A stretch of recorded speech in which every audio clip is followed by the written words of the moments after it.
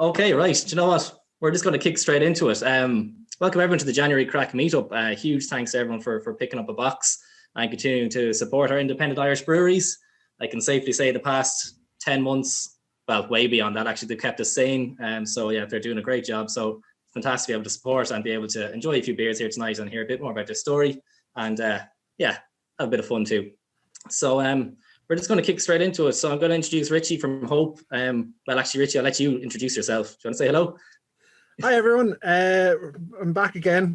I don't know, this is at least the second, maybe the third. Did we do three? This is the trilogy. Yeah. Yes, I'm a veteran now. I've been led here on my own this time. Usually Vim is with me, but I don't know what he's doing this evening. He couldn't make it, so I'm on my own. And yeah, it's kind of fun to be involved. We've got a really exciting beer that we brewed with Brian. With Craic, and yeah, it's pretty cool.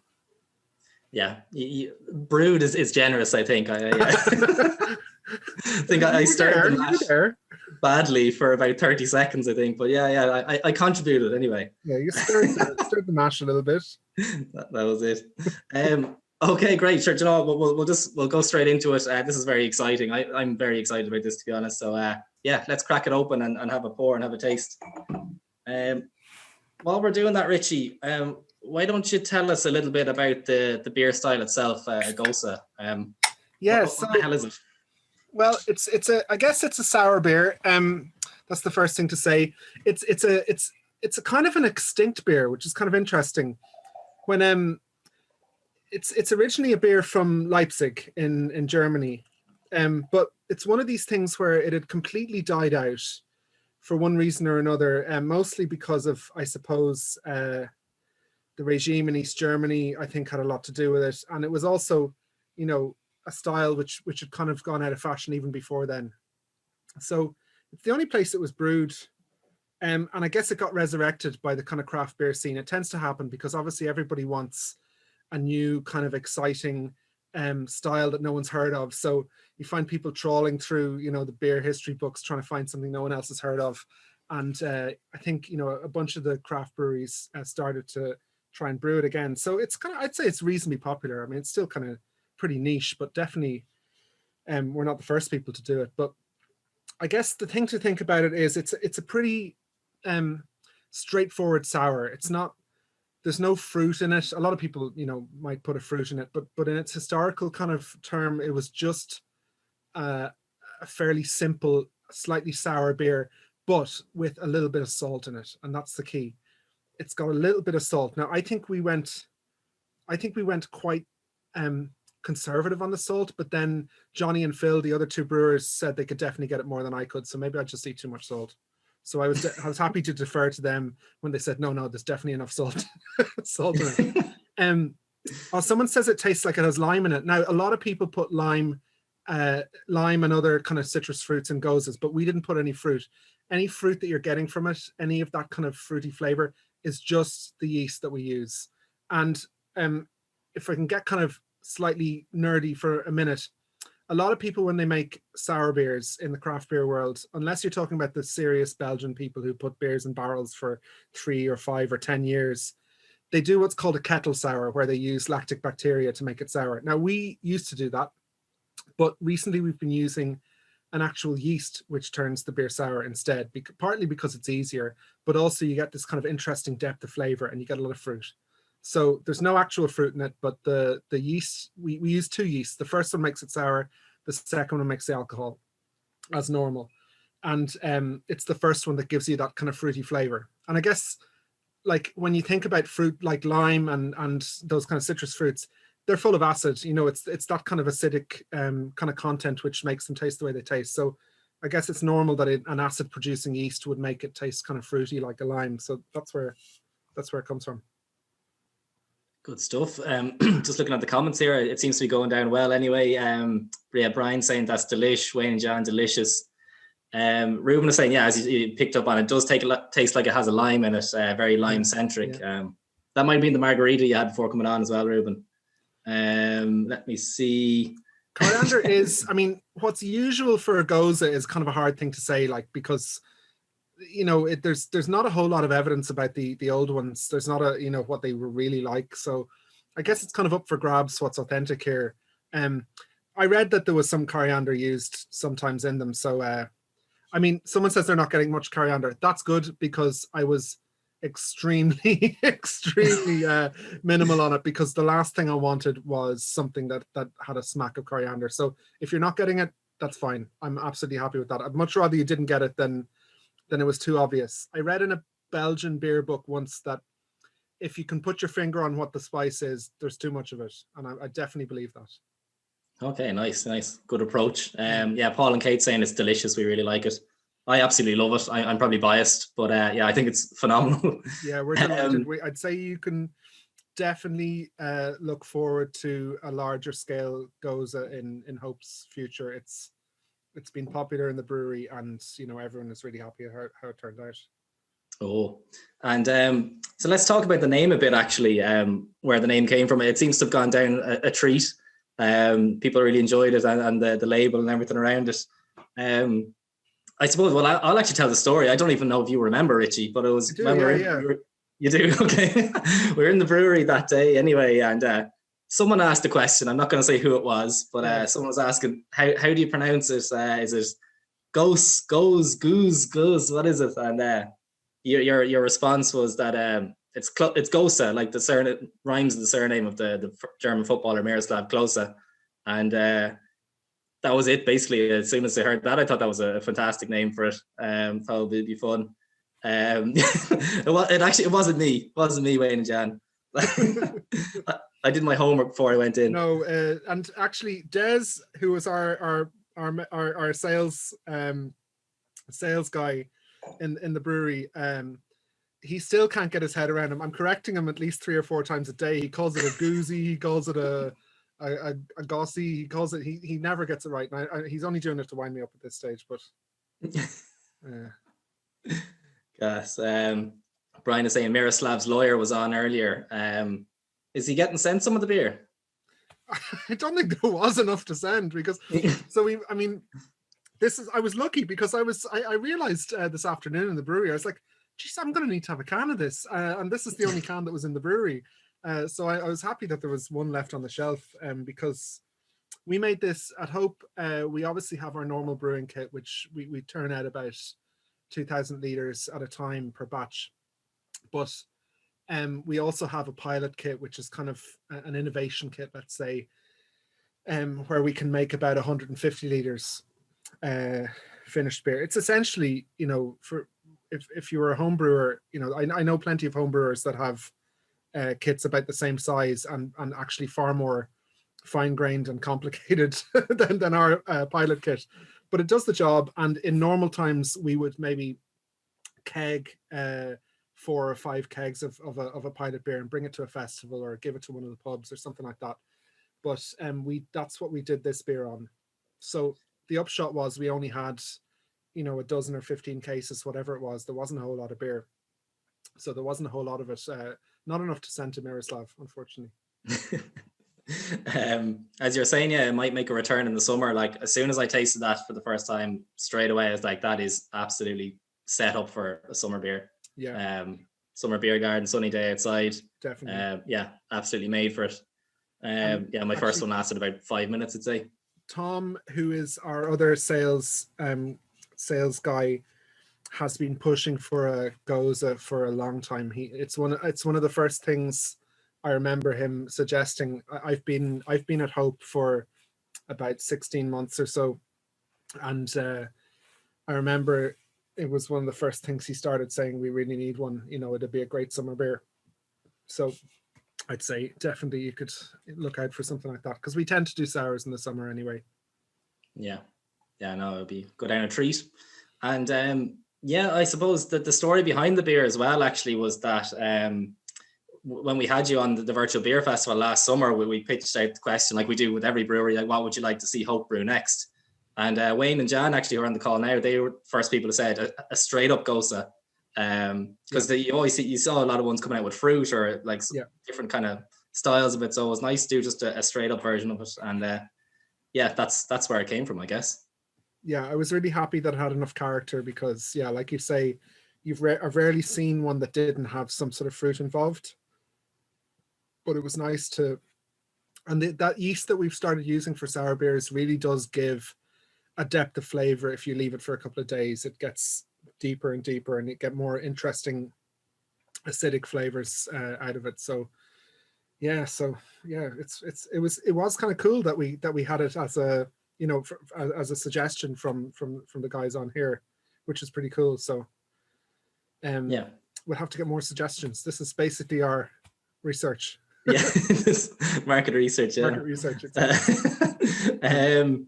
So yeah, Wayne and Jan are asking, what's the ABV of a traditional Leipzig Gose? This would be great on a hot day. Yeah. I think from my research, in and around 5% was normal. Like, I mean, almost all German beers are fairly conservative in that sense. They're all more or less bang on that kind of, unless it's a deliberately very strong beer. But yeah, from my research consisted of this very, very nerdy little book that I have, which is called Historical German and Austrian Beers. And it's a very odd book. I mean, most of the beers in there, I kind of swear that they were just making them up to pull your leg. You know, they have very odd kind of brewing methods and things like that, which you could never replicate. But yeah. yeah. I see back home in Sherry. That's one of the more interesting Zoom names I've seen. It's 4.5% now, but would have been more back in the day. Yeah, so I think like lots of things. Yeah, Berliner Weiss to be kind of what 3 to 4, and goes to probably 4 to 5. Yeah, Berliner Weiss tends to be a bit weaker, doesn't it? Yeah. So I realize we just jumped straight into the beer, which is probably the best way to do it. But we haven't actually talked about hope at all. For people on the call here today, I suppose we've been on a few times. There's a few familiar heads, but there's also a lot of new heads here too. So do you want to give us a quick overview of the brewery itself, Richie? Yeah. So for anyone who doesn't know us, we are in Kilbarrack in North Dublin, and we're very local in the sense that most of our taps in normal times when taps are flowing are you know within quite a small radius of that area. Would be strong in the kind of you know, Portmarnock and Howth and that kind of area. There's 6 of us working there. Well, 6 and 2 halves, let's say. But on a normal day-to-day basis, there's 6 of us. There's 3 brewers. Vim is the owner. His wife, Jean, who's one of the halves, because in theory, she's only there a couple of days a week, but in practice, she does a lot more than that. They founded the brewery 6 years ago with their friend Des, who is our sales manager. Now we have an anniversary, which I was going to mention.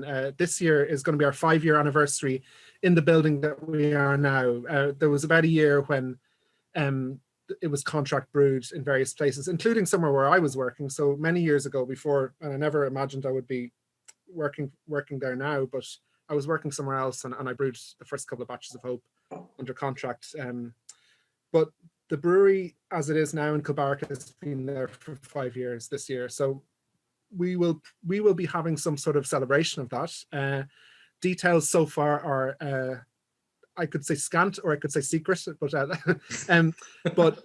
I want everyone to keep an eye on our social media in the coming months. And if you're not signed up to our newsletter, you can do that on our website, and there'll be more details. It'll be in all likelihood online, unfortunately, although these have been a lot of fun, so it could be really great. So yeah, so we've been going for 5 or 6 years, depending on what you count, and we make 5 core range beers, and we have 2 seasonals every year. Our summer seasonal is currently in development this year. We're just selling the last of our winter seasonal at the moment.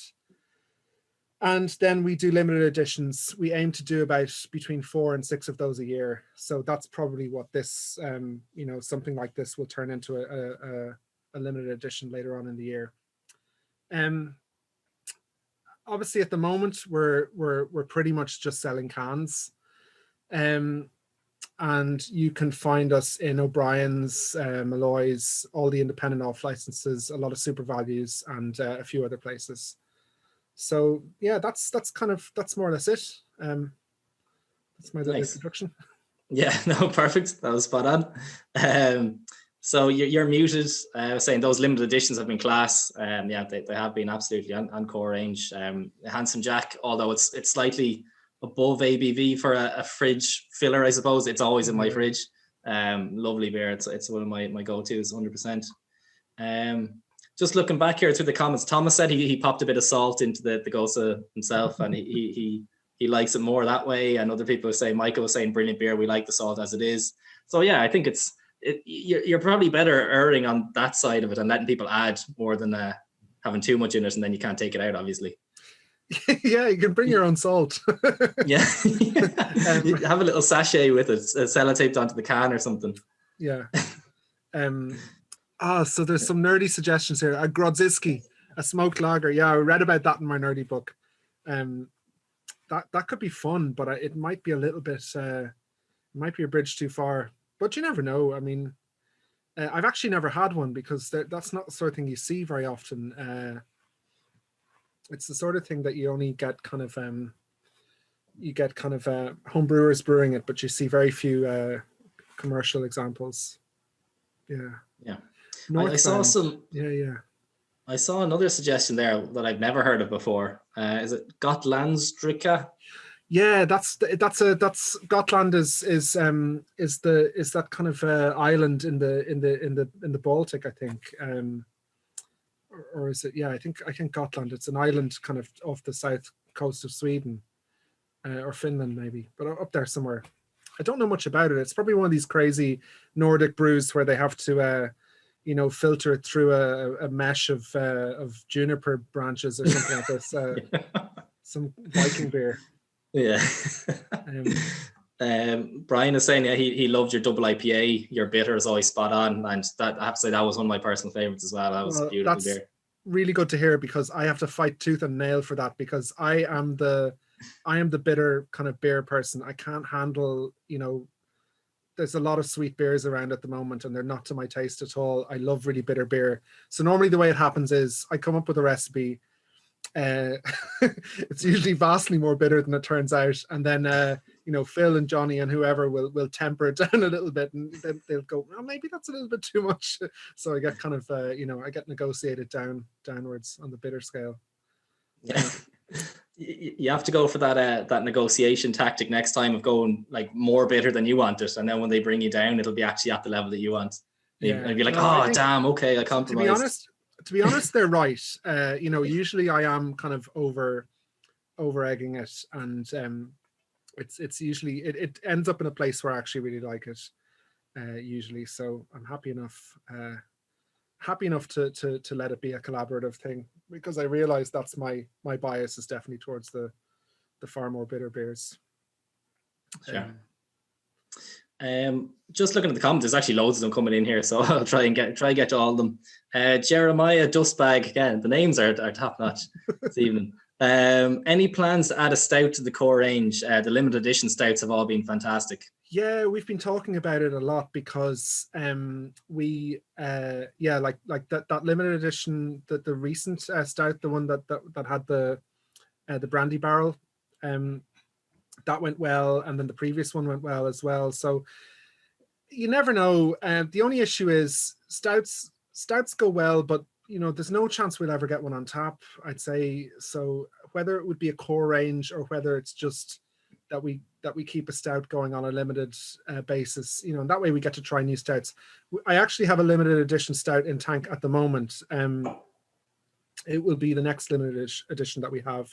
It's a more straightforward. We're going to try to nitrogenate it so it gets that kind of nitro head when you pour it, and it's a lower strength. It should be in the upper 4% kind of range, and nothing as kind of big and out there as some of the bigger ones, but it should be really nice. It's tasting lovely in the tank anyway, so yeah. Okay, brilliant. That's something to look forward to anyway for everyone here. So Thomas said the double IPA was fantastic. What hops were in it?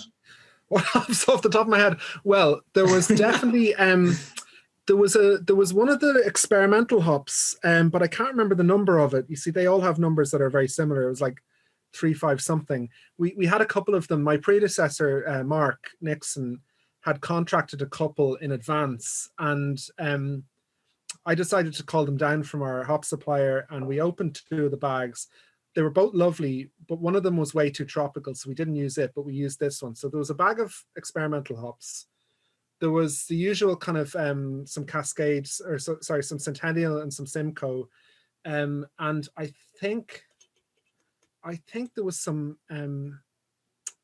No, actually, I'm not sure. I was going to say Equinox, but I don't think there was. But there was definitely, the majority of it, to be honest, was Simcoe and Centennial, and then a couple of stragglers, like this weird hop that we used. Yeah, I think that was the most of it. I never remember off the top of my head. I'm very bad at that. Okay, there's too many to remember, to be honest. Mm. So I saw a question from Brian earlier, asked how's business been since COVID started, really? Have you had an increase in sales due to pubs being closed and more people buying cans?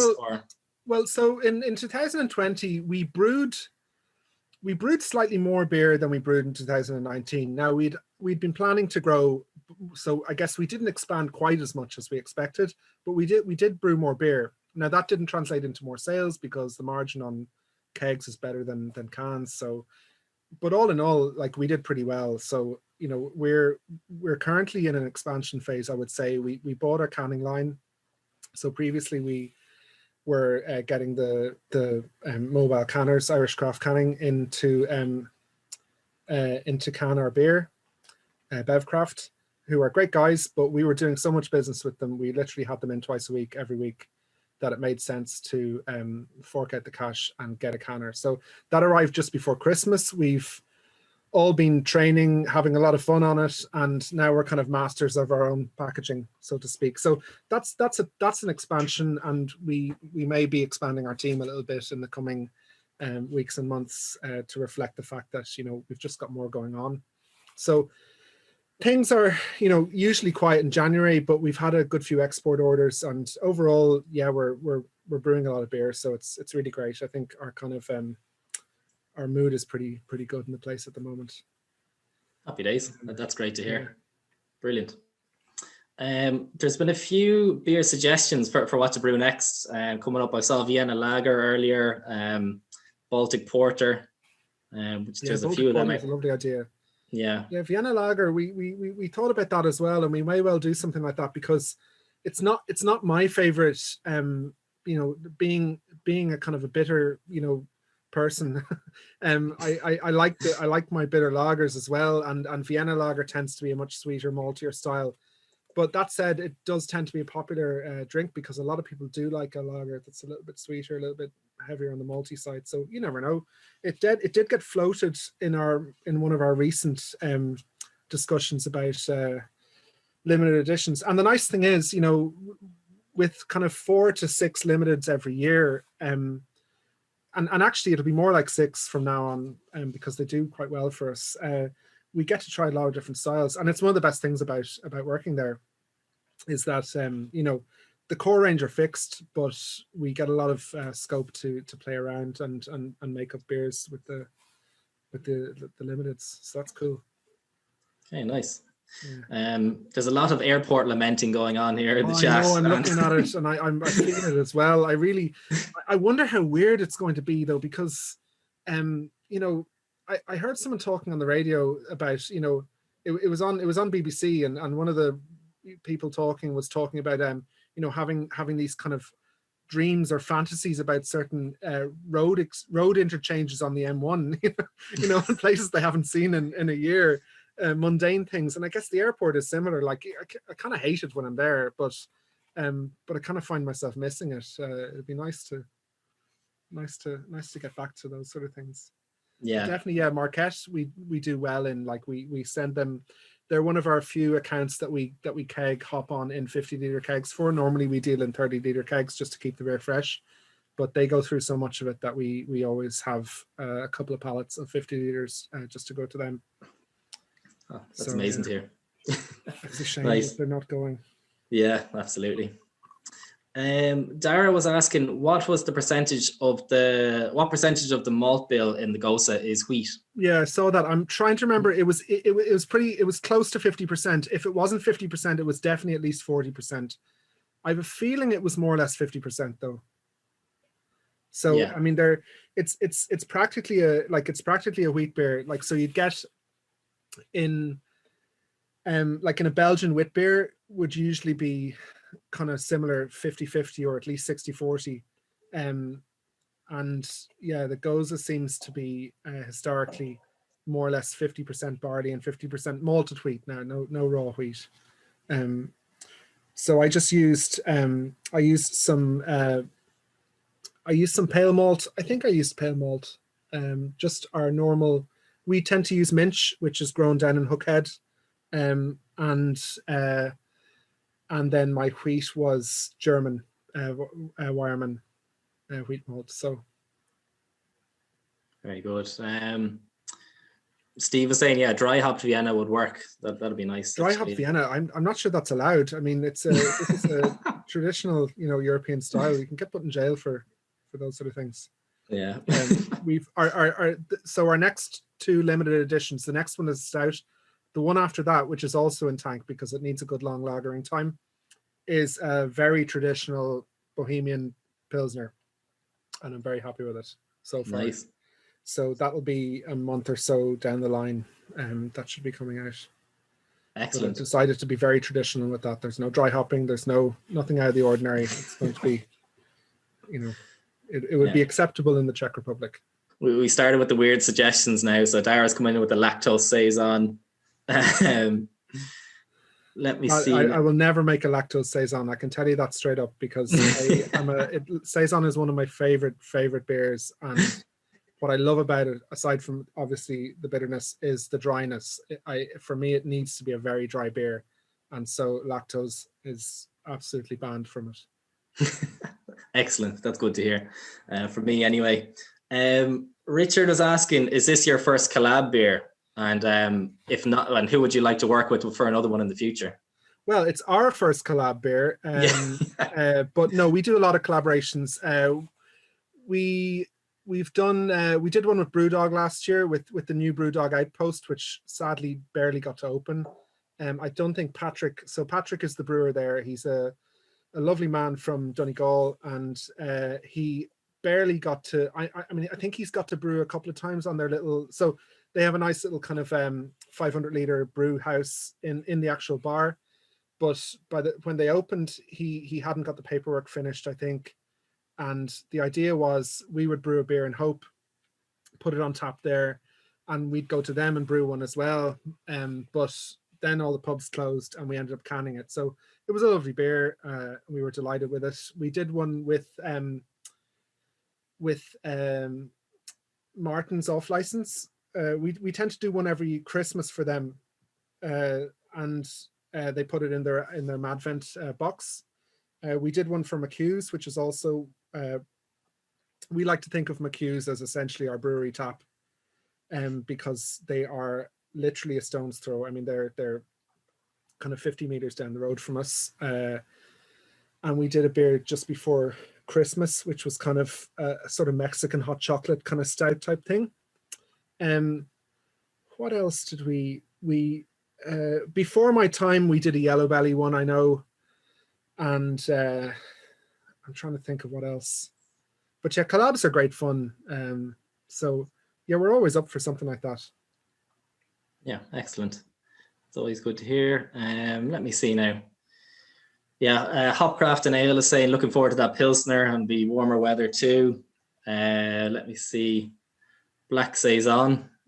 Yeah, Black Saison is an interesting one. Like, it's not at all traditional, but I've had one or two that really worked because you can still make them kind of dry and nice like that. So yeah, so somebody there, Justin, at least he's a right thinker. Lactose is evil. Yeah. I know. I've put it in a few things. For instance, it worked in that Mexican kind of hot chocolate stout because that really needed sweetness to go with all the cocoa that I put in it to make it taste chocolatey. Otherwise, it would have just tasted a bit kind of thin. So it works sometimes. Okay, nice. We'll start to wrap it up there, Richie. Thanks as always. Thanks a million for your time coming on. Really appreciate it. It's a lot of fun, and I'm so happy to see that it went down well. it's really important to us in Hope to get feedback and talk to people, and we love hearing what people think about the beer. So it's really good to see that people liked it. And I would say with almost certainty that you're going to see something along these lines popping up as a limited later on in the year, because we're all delighted with it too. Excellent, amazing stuff. Richie, you're a phenomenal brewer, but you're an absolute gent. More importantly, so thanks a mil. Really appreciate it. And yeah, thanks for coming on. Cheers. Hello, Killian. Hello. How are you? Great. Great. We're in. It's working. We got there. I'll start my video. Hey, how are things? We can see you. Yeah, good, man. Yeah, it's been a while. Good to see you. I haven't seen the long hair. That is the pure absence of haircuts, for nearly 18 months. Oh, amazing. I love it. Yeah. Yeah, no, it's been signed off on by the wife, so it's not getting cut again now. Okay, great stuff. Okay, so yeah, apologies folks for the short delay there. We're back up and running, and I see some people have their Larkin's IPA cracked open already. So if you haven't done so, I think now is the time to do it. While you're doing that, a massive thanks to Killian for joining us here today. Absolute pleasure to have you, Killian, and I'm actually surprised it's taken so long, to be honest. Huge fan of the beers. So yeah, I'm personally absolutely delighted to have you on here today. Yeah, so there you go, IPA pouring. While people are pouring their cans, Killian, why don't you give us a quick introduction overview of Larkin's itself? So what have people been saying so far? What's interesting to know about? Tell us a bit about the brewery. When was it founded? Who set it up, and why did you decide to do it? So okay, yeah, I had the idea back in 2008. I just moved back to Paris. I'd signed a lease on an office over there, and so I couldn't get out of it. But then I had this idea that it kind of annoyed me that the only beers available in Ireland were kind of creating fake narratives to fool consumers into buying into their stories and brands, like Guinness or Smithwick's or Beamish, pretending to be, all these very Irish, and we stand for, we're with you and all this, when actually, this is what I was thinking at the time. Anyway, was actually it's just a bunch of guys in suits sitting in a boardroom, really thinking, yeah, what can we sell to Paddy this year, and how white horses coming out of the sea, that's what we'll do this year, yeah. And that really fucking annoyed me. So I had this idea, and then I started phoning publicans in Bray at the time, and I was like, hey, I'm setting up a brewery, which I wasn't. Will you take my beer? And it's funny, every publican said, yeah, definitely, if it's nice and it's at the right price. And I was like, God, there's got to be a business in that, So I harped on about it for another 8 years. And then, fast forward, I'd left Paris, and then, lots of other people had the idea, obviously, as well. And you kept reading about these breweries in the newspapers, and then you're like, God, I should be doing this as well. And then as a family, we kind of decided, okay, Grant, look, it does make sense. We ran some numbers, and as a family, let's do it. Let's build a brewery. And and it's been feckin' roller coaster since then, and yeah, so it's a family-owned business. We're in Kilcool. We'd be you call it a reasonably large brewery in terms of production capacity, but maybe we're still playing catch up on a lot of the other guys like Wicklow Wolf and Kinniger and them. They're way ahead of us in terms of their sales distribution, and yeah, we're now. We're exporting a lot, but with the lockdowns and everything, we're now separating the brands. We've created a new brand, Curious Society, which is going to be a range of core beers, and Larkin's has got new tanks coming in.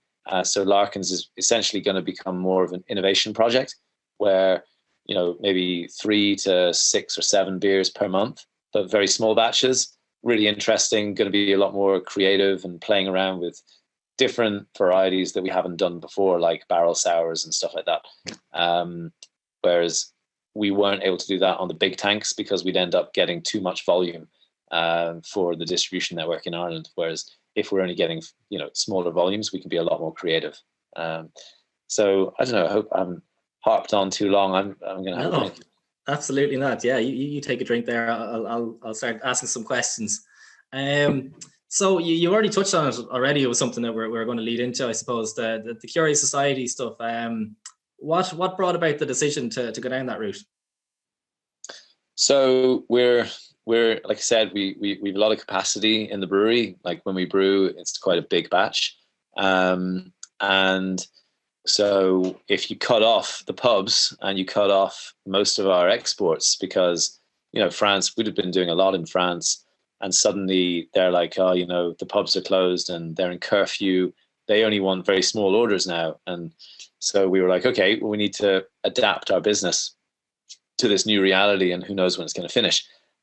So we need beers that can do volume in Ireland. And the reality is, once you leave Dublin, price and value and quality become very important. Like my dad's family's from Tipperary, so I've spent a good bit of time down there. And you go down to Tipperary, and the reality is there's just not many people spending €5-6 on a beer. And they don't care if it's double IPA or not. They're just not spending that much money on a can of beer. And so it was about creating an offering that was more universally accessible. And I think that it would be confusing if you had an innovation project doing really amazing, very niche beers, also doing the more accessible range as well. I think people, I don't know, maybe I'm wrong. I don't know. I'm still learning as we go. I'm kind of making it up as we go along. And we started with a lager. And one of the reasons we started with a lager is from the very beginning, right back to 2008, I kind of wanted to give a different option away from Heineken and Coors and Budweiser. And if you want to do a lager 8-pack, the reality is price does matter. They're not going to spend €18 on an 8-pack if they can get Heineken at 14. So that was the idea, and it's going well. It's surprised us actually. Good to hear. I actually had a revolver myself just before coming on. Lovely beer. I haven't been able to get my hands on the Pilsner actually. I fully planned on doing so before this evening, and it seems to be sold out everywhere. So that's a good sign, I guess. Yeah, we're very happy with the way it's been going. Yeah, we're lucky. And the reality is, it's going well because the retailers are getting behind it. And I think one of the reasons is that it's not really competing with other craft beers. It's more like an addition to it. So, people might be getting a selection of craft beers, but if they're in the market for a lager, the 8-pack makes a lot of sense. It's incredible value, and I think it's great beer. I'd be obviously interested to hear the opinions of anyone who has tried it. And so the retailers are able to really get behind it without feeling that they're maybe giving preference to one brewery over another, because really what it's really aiming at is to try and take a couple of people away from Heineken and Coors more than anything else. Yeah, absolutely. No, makes sense. So I suppose the IPA itself, this has been a fridge staple of mine for quite a long time, and I'd say a lot of people here today as well. Tell us a bit about the beer. So how long is this going now? So this is one of the original beers right back in March 2018 when we launched. We launched with this beer. It was originally on a Vermont yeast for anyone who's homebrewing. No, sorry, it wasn't. It was originally on London Ale 3. And then we had some issues with getting enough generations out of London Ale 3. So normally you'd want to be able to brew lots of beers to bring the cost of the yeast down. And we weren't getting that out of this. And so it switched to Vermont, and Vermont attenuates slightly lower. So you get slightly less body, and we felt you didn't get as much hop activation either. So we find it's a lot fruitier and you get much nicer esters off the London Ale 3. So about a year ago maybe, we switched back onto London Ale 3, maybe longer. I don't know if anyone else has kind of felt like, there's so few memories created in the last 12 months that, it's nearly as if when I say last year, maybe I mean 2019, but I just can't remember. So yeah, we wanted a core IPA that could really compete with a lot of other special IPAs, really big body, really nice malt base, and then a lot of hops, obviously a lot of dry hop going in there, and balance was what it's really always about. Yeah, absolutely. See Brendan saying he enjoys the bang of Vic's Secret off it. Yeah, lovely. Mel asked, is Kilcool the centre of brewing in Ireland for head of population? For head of population, it might be. I'm trying to think if there's anywhere else, because we have Wicklow Wolf are literally 5 minutes away. So you've got Kilcool, then you have kind of the motorway, and then you've Newtown Mount Kennedy, the other side of the motorway. But really, they're quite connected, and that's where Wicklow Wolf is, and Glendalough Distillery, and Bonac, and Wicklow Way Wines. So there's a lot of alcohol, very small geographical area. Yeah, they should rename it to the Beer Garden of Ireland. They should do. So Oh Brother. This is funny. Actually, I can read the messages down here. I see that. Yeah. Oh Brother are about 30 seconds drive. And so you just had Rich on. Like, it's really nice because we get on really well with each other. We're always, well, not always, but whenever we need to, we're borrowing stuff off each other, whether it's hops or key kegs or whatever.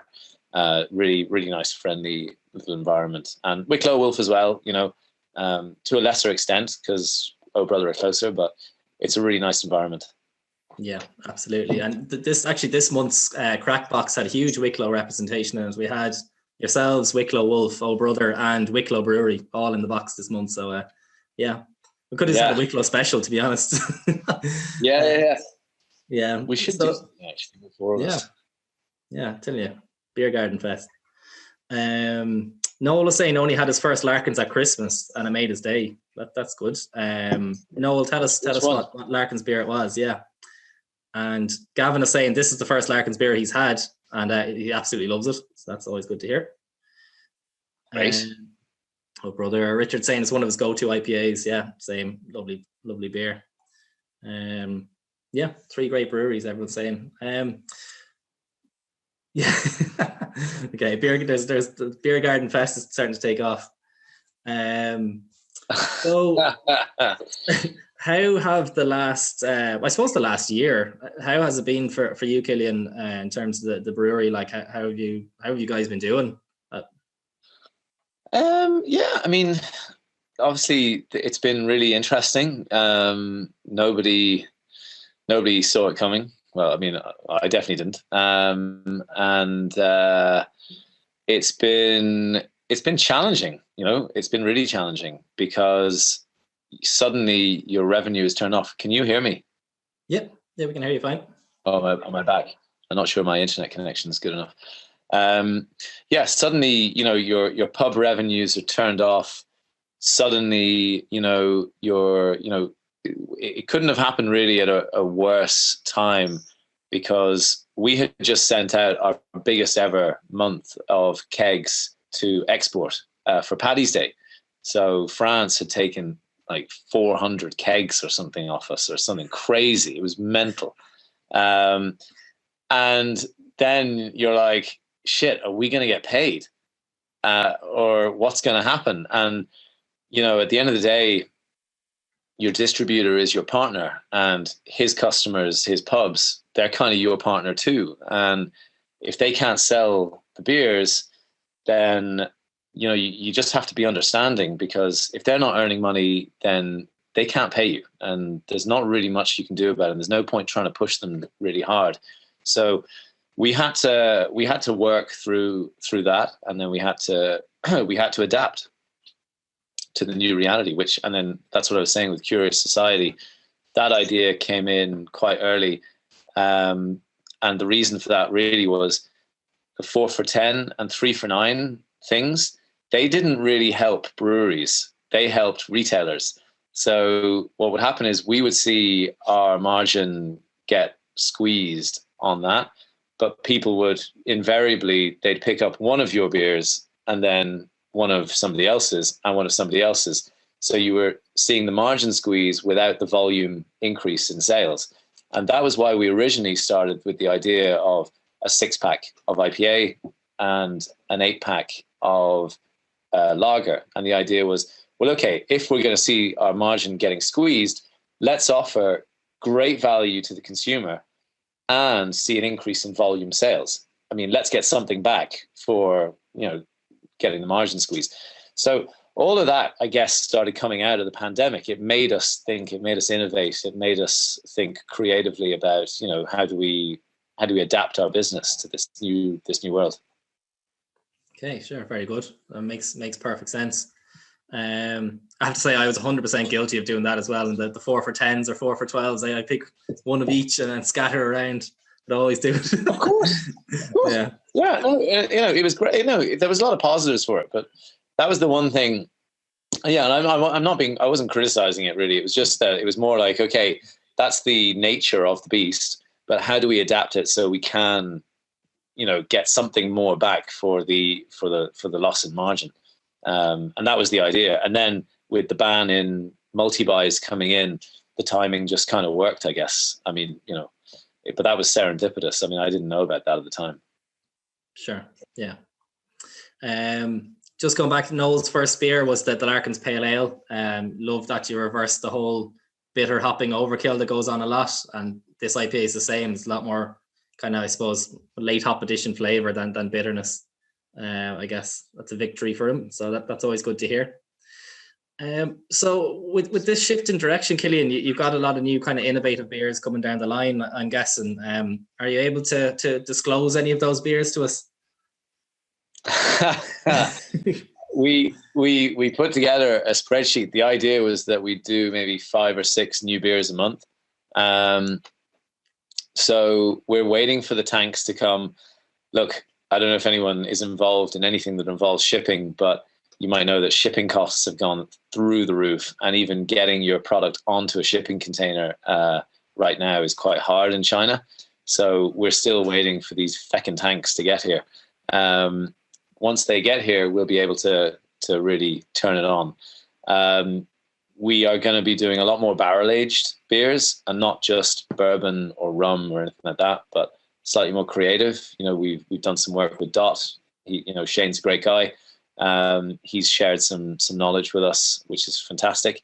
There's going to be a lot more like playing around. Let's just say that we looked a lot at molecular cuisine, and there's a lot of interesting combinations, because that's where it's really exciting and interesting, I think, in beer, is that, let's face it, some beers just don't really taste like, people would call it beer.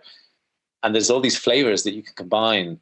I saw a dessert there the other day. It was chocolate and tobacco. And I don't know where you get a tobacco flavor from. I mean, they're literally putting tobacco in. I have no idea, but it really intrigued me. And it made me think, well, that could be a really nice stout. I mean, as long as it works. So I don't want to give too much of the game away now, but, we're looking at being more playful. Yeah. That's good to hear. Good to hear. And we might get some suggestions in here as well. It's always good to ask what people want to see come next out of Larkins. So 100%. Some furious typing going on now. 100%. Yeah. So Niamh is saying as well, this is our first Larkins. Love it, and great to hear the background to your journey as well. So yeah, that's always good to hear. Good to get the backstory. Thanks, Niamh. Yeah, no, great. It's great. It's great hearing people trying it for the first time. That's really and liking it. Obviously, that's great. That helps too. So yeah, Brian asked anything. Okay, this could be a can of worms now. We could be here for a while. Anything you would love to change with the whole beer production or selling process?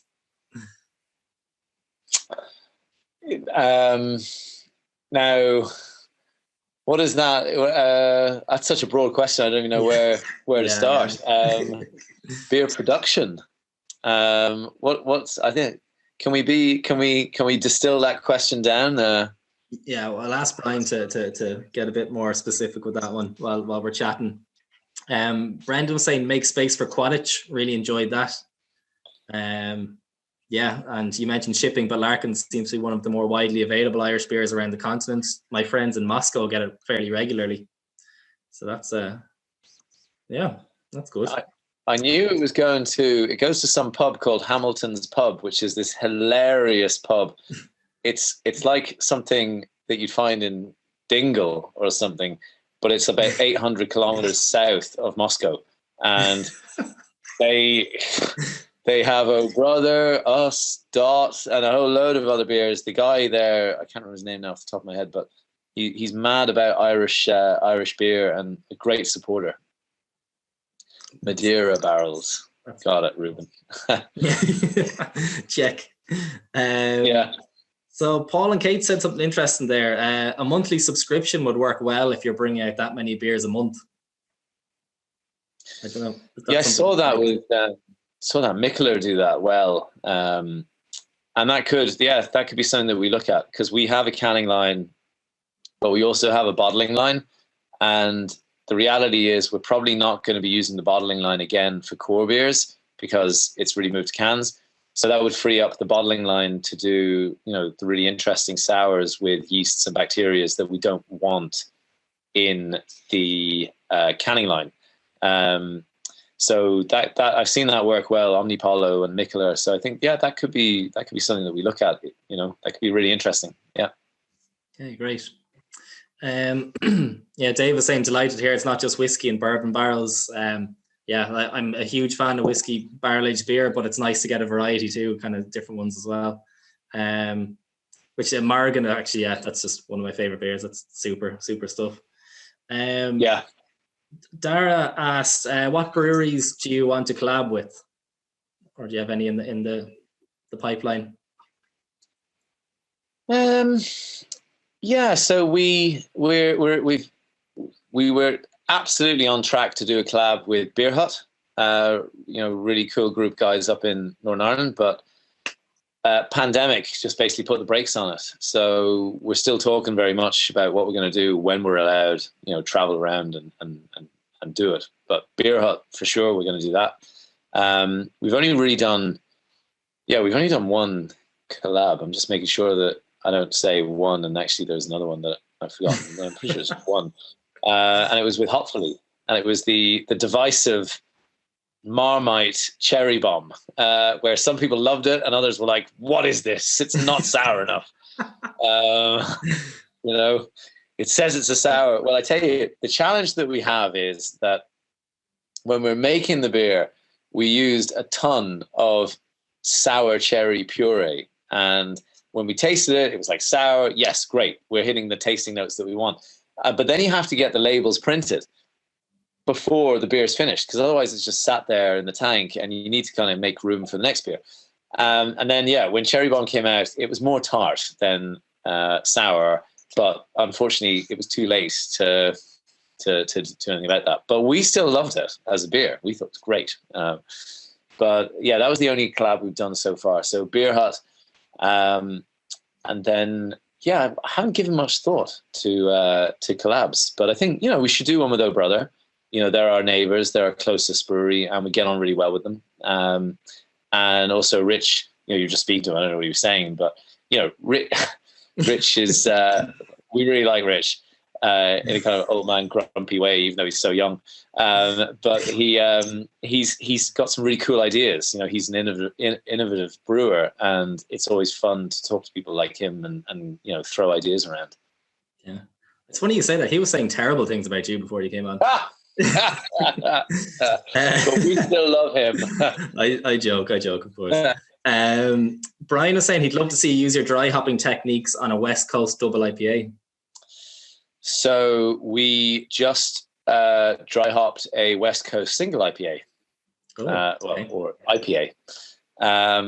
So there are actually going to be about 8 or 9 beers in the Curious Society range, and one of them is a West Coast IPA.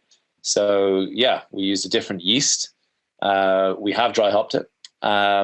It will be more bitter than our typical IPAs, our typical beers, but not overpoweringly so. But there will be noticeable bitterness there. Okay, nice. Richard has asked, have you done a Saison before? Yeah, we did. Back in 2018, it was called Summer Session Saison. And that was like, going back to what we were saying about how we want to be more innovative, but but to do that, we need to be able to produce smaller amounts of beer. We did a Saison in 2018 and it was a full batch. And the reality is as nice as a saison is, it doesn't sell very well in the Irish market.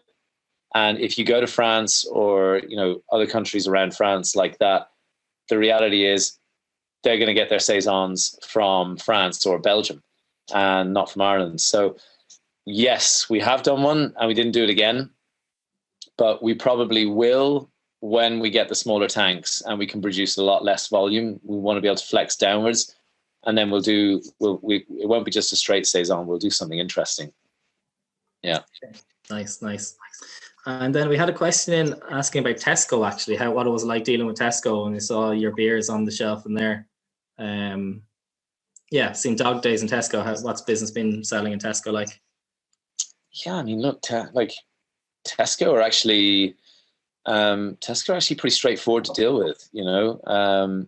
So we went through the Board Bia food program at some stage, not through food. It was called FoodWorks. It wasn't any. I can't remember. It was just this, like, you know, helping people understand how to run a business type thing. So there were certain things that were useful in it, and dealing with Tesco has actually been quite straightforward. But going through that thing with Board Bia, you did hear stories on the food side of dealing with Tesco. They're a very different company on the food side. Alcohol is like nearly this little island on its own, where we you know, it's kind of, I don't know, it's treated differently. Let's just say it that way. Alcohol, you get a different experience to food. Okay, you know, fair enough.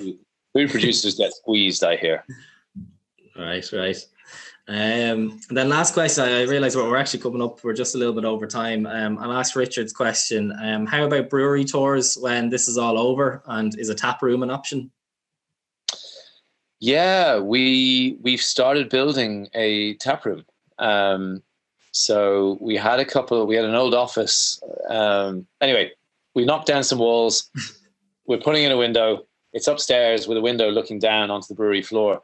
And yeah, there's going to be couches, tables. There's going to be a bunch of fridges. If, like, there's a load of people turning up, we could put in a keg or whatever.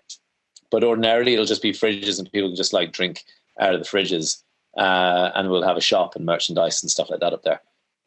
Yeah, because otherwise, what we found is when you're doing the tour, it's very industrial. It's like a working factory. And it's nice to sit there, to go around it and see it and understand how it works. But it's also nice to have a nice, comfortable space afterwards to sit down and actually enjoy beers in a warm environment. I don't know if any of you have done brewery tours in the winter. They're fucking cold. They're cold in the summer too. Yeah, exactly. So we want to create like a nice space where people can then just relax and chill out and do what the hell they want and have a few beers, you know?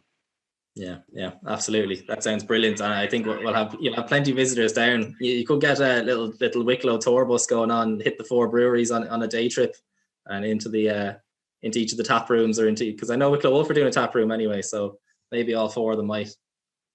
Oh, Wicklow Wolf's new building is gigantic, you know.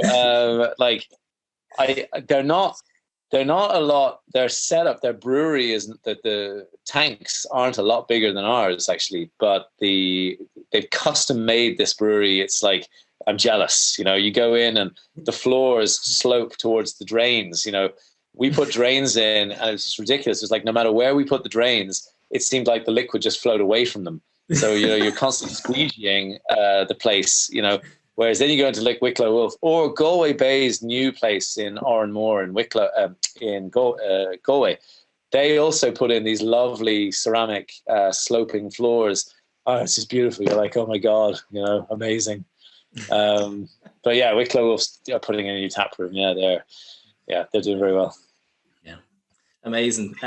We'll wrap it up there, Cillian. Thank you so much for coming on. Really appreciate it. Great chats. I'm sure, well, I absolutely love the beer anyway. I'm sure I saw some very nice comments in the chat there from the beer as well. Yeah, see you coming in. Absolute gentleman. Thank you so much. And yeah, hopefully we'll chat soon, and I might see you in person eventually again. When's that going to happen? I know it would be great. But listen, thanks very much, everybody, and appreciate the support. And everybody really does in all the breweries. It makes a huge difference to all the breweries, you know, not just us.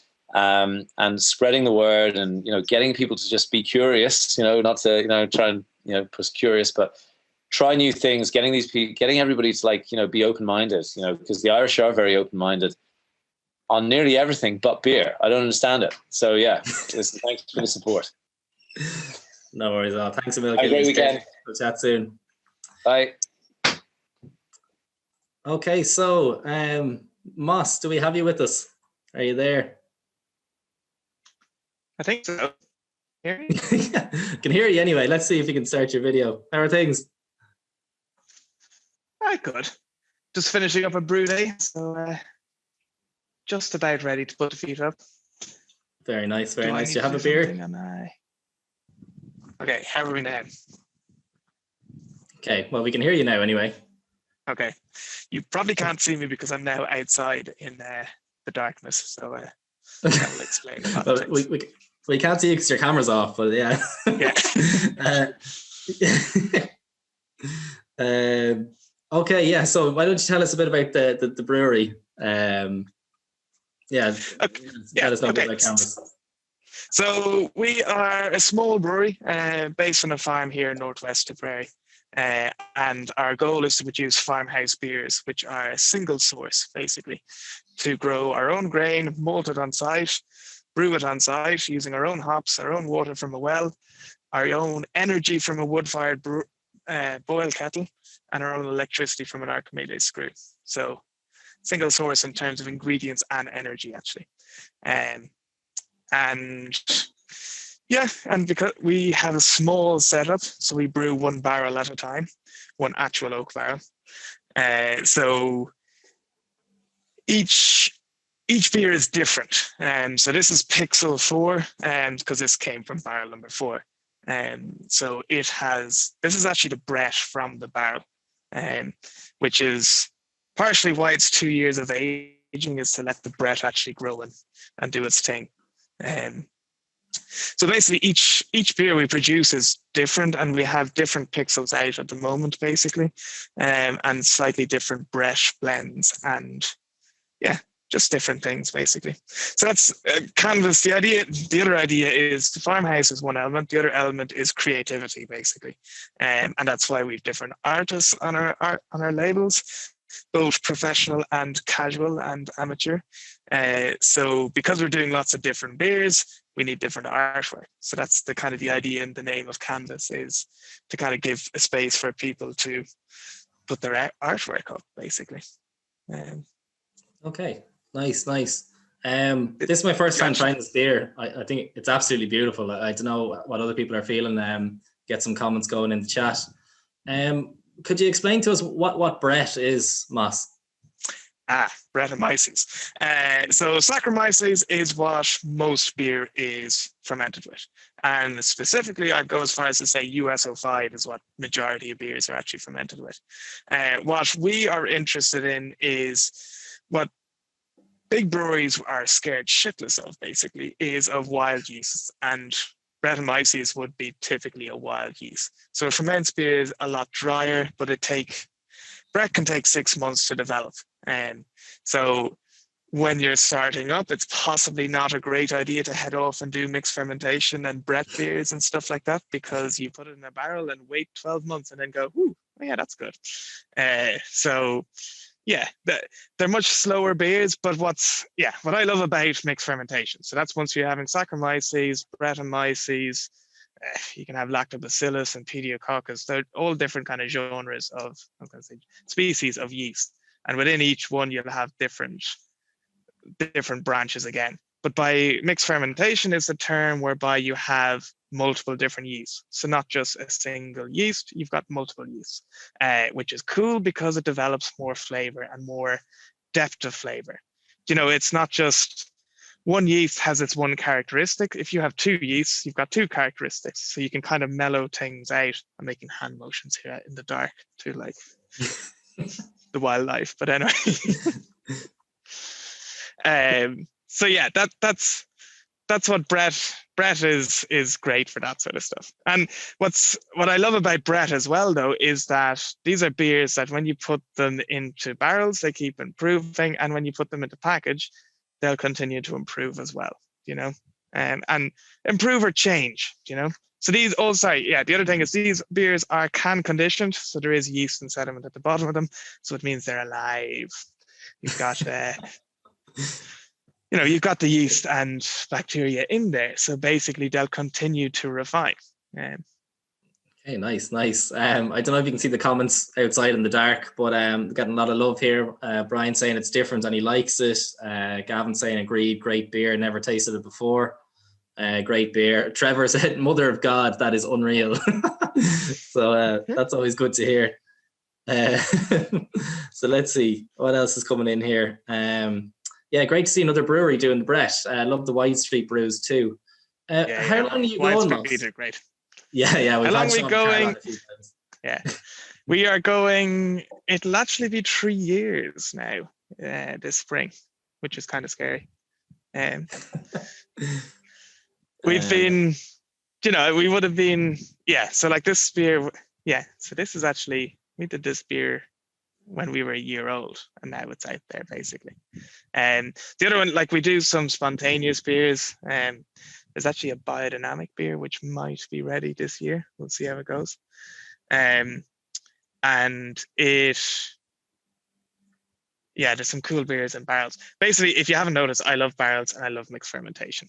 And because we're so small, basically, we get to do what we like. Okay, excellent.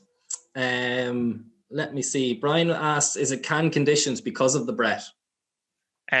No, because all our beers are conditioned because we don't have money for a massive big automated canning plant. But also I'd be more towards, I would lean towards conditioning in package as opposed to forced carbonation. I just think it creates a better beer basically. Yeah. And it keeps it alive, so that you can actually, it can evolve and do other things, particularly if you're using Brett and other things. Like if we were using Guinness, like if we were producing Guinness, I guess they wouldn't be interested in something like that. But there's maybe the Guinness Zero. You never know. that was alive. Was it when I left? So Joey asked, any inspiration behind the Pixel name? There is one. Well, there's multiple actually. Normally there's I had a tag of a lens to modern life basically, because right now this meeting is happening via Zoom. We're looking at everything through the pixels of our screen basically, and that's how we see everything, right? Well, not everything, but like it's just, in a way, like what I'm interested in is the real world and the natural world out there. And it is, we experience so much these days through our phones and through screens. And part of the fun of Canvas and having a brewery is to kind of get to talk about these sorts of topics is, to me, I'd like to inspire people to take up a pen and draw or do something like that, or take up an instrument, or to homebrew, or to get out into the wildlife and see the nature around us. And if you haven't noticed, sustainability is something that I'm very passionate about basically. And I think the more that people get out and see the wildlife, the more you get out and see trees and all this stuff around you, you kind of go, this is cool. And actually, if anyone has seen the Liminal, one of our beers, the artwork of that is by the Liminal page actually, but the artwork of that one is about doing a forest bath. So, a couple of our topics kind of come up, which is about being outside in the wild and underneath trees, which is what I actually am right now. Yeah, it's actually pretty fitting that you're outside for this, isn't it? There is an absolute mountain of comments to try and get through here and questions for you, so I'll see how I get on. Brian was asking, will you do a collab with White Gypsy to keep it local, or a Wide Street collab otherwise? Oh yeah, I'd love to do Wide Street. That would be. Problem is, it would probably take about 2 years to be ready, but that'll be 2023. It'll be hitting the shelves. Yeah. Something to look forward to. Yeah, Coolin. I don't know. You see, like Coolin is like the godfather of brewing, right? He's been at it like since I was basically in a nappy, I'd say. And I'm basically self-taught as well. So I haven't worked in a brewery ever. I haven't, I learned how to brew from home brewing and from books and from the home brewing world, basically. So I'm not sure what Coolin would view of me. And I'll be like, yeah, cool. Can we bring some Brett and lacto into your brewery that's perfectly clean? But I would love to. Nah, he does some great. He does. I love his oak age beers. Some of the 750s. They're cool. Yeah, some amazing stuff. Yeah, I love the big Irish stout they do, or the smoke stout, big smoke or something. Yeah. Like that, or no, something along those lines. Anyway, beautiful. Yeah. Yeah. Dara's saying he's definitely going to buy all the beers from you, basically. Loving the styles. Oh, Dave. Yeah, and actually, by the way, so basically, how it works is we get about 500 to 550 cans to a batch. So once you have it and that's it, it'll be gone, basically. Because we will rebrew Pixel again. So basically, as I empty the barrel, I'll put a new Pixel into the barrel. But, that'll probably evolve as the culture within the barrel evolves, basically. So I'm going to be... So the idea is that, and this is one of the things I like to promote, is that the world is finite, right? It's like we don't have an infinite supply of beer, basically.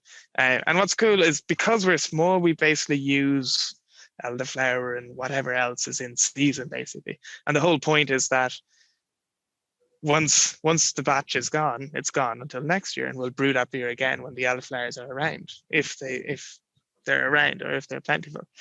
So it's to me, and this ties into food and everything else, is that we're so used to having everything on tap all the time. Like you can go into a supermarket and buy strawberries right now.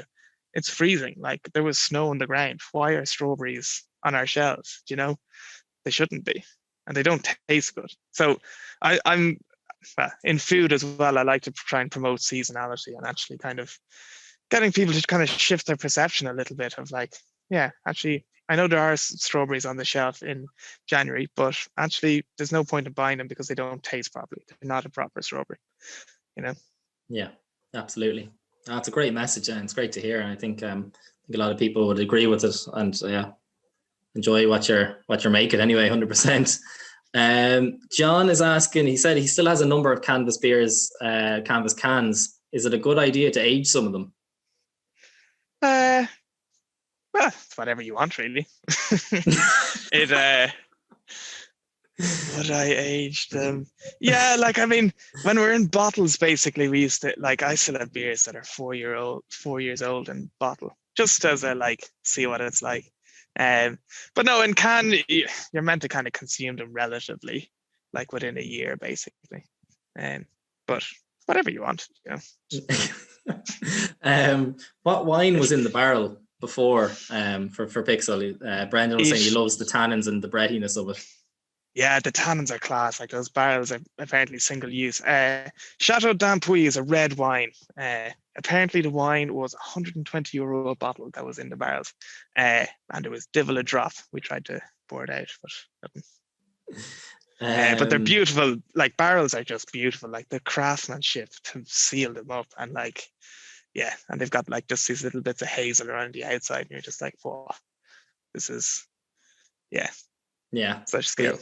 Yeah, we had Shane on from Dot a while ago as well, and just the way he talks about just the appreciation and craftsmanship of barrels, it is actually phenomenal when you think about it, for how long they've been around for and how they're made. It's actually a fascinating process. It's some advance in technology so many years ago.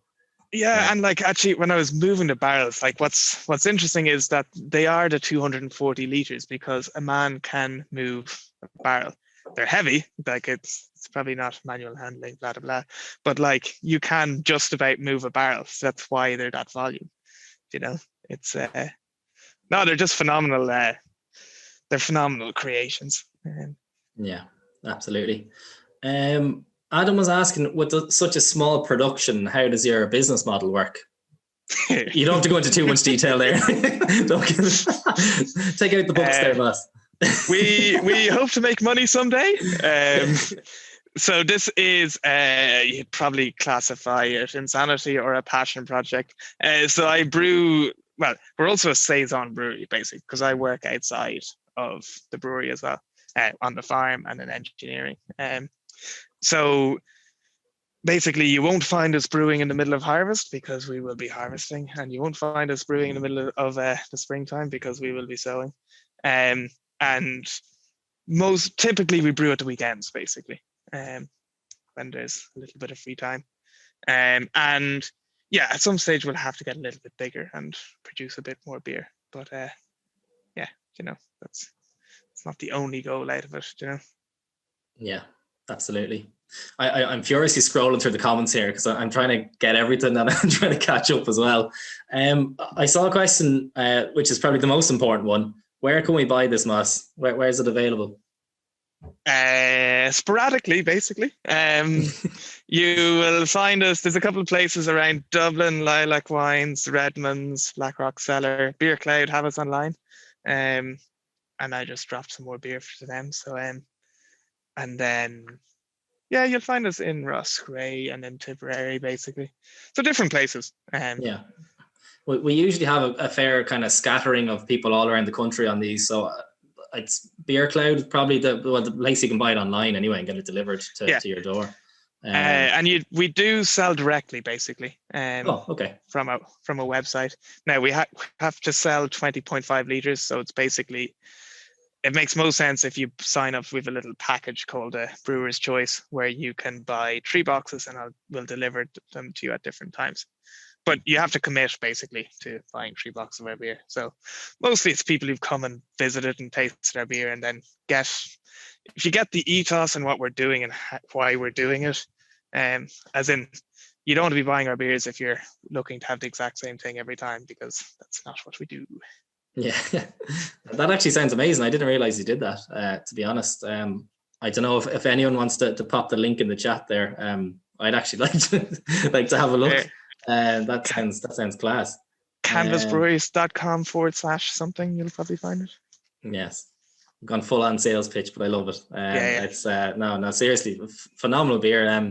I've had we've chatted in the past. I've had a few of the bottles you've released before. First can. I know this is actually your first run of cans, but amazing. I'm loving this. I think it's probably it's my favorite what I've had the year so far, and yeah, it's just beautiful beer. Fair play is what I'll say. That's that'll keep me going for another few years now. Yeah, praise.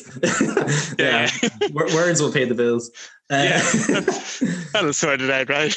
Yeah, it was a tough call between this or Sunday Cuddle going in the box as well. I suppose.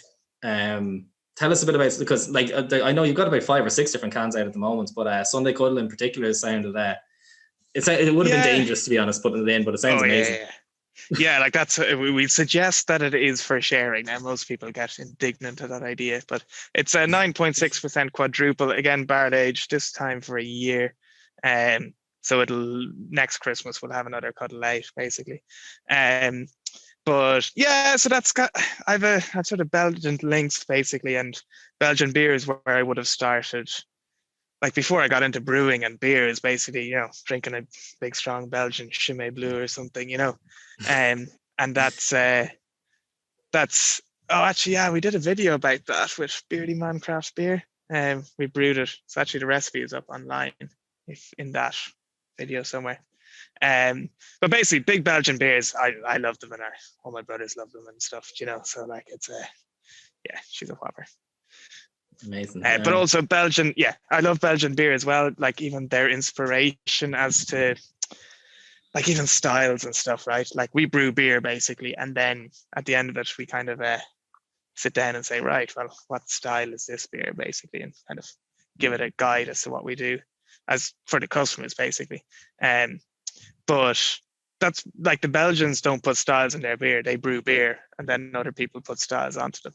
So in a way that's kind of what we do, you know what I mean? As in, like, that's, actually there was a joke about a dry hop Vienna lager. It's like, yeah, we dry hopped a Vienna lager, and we actually soured and dry hopped a Vienna lager.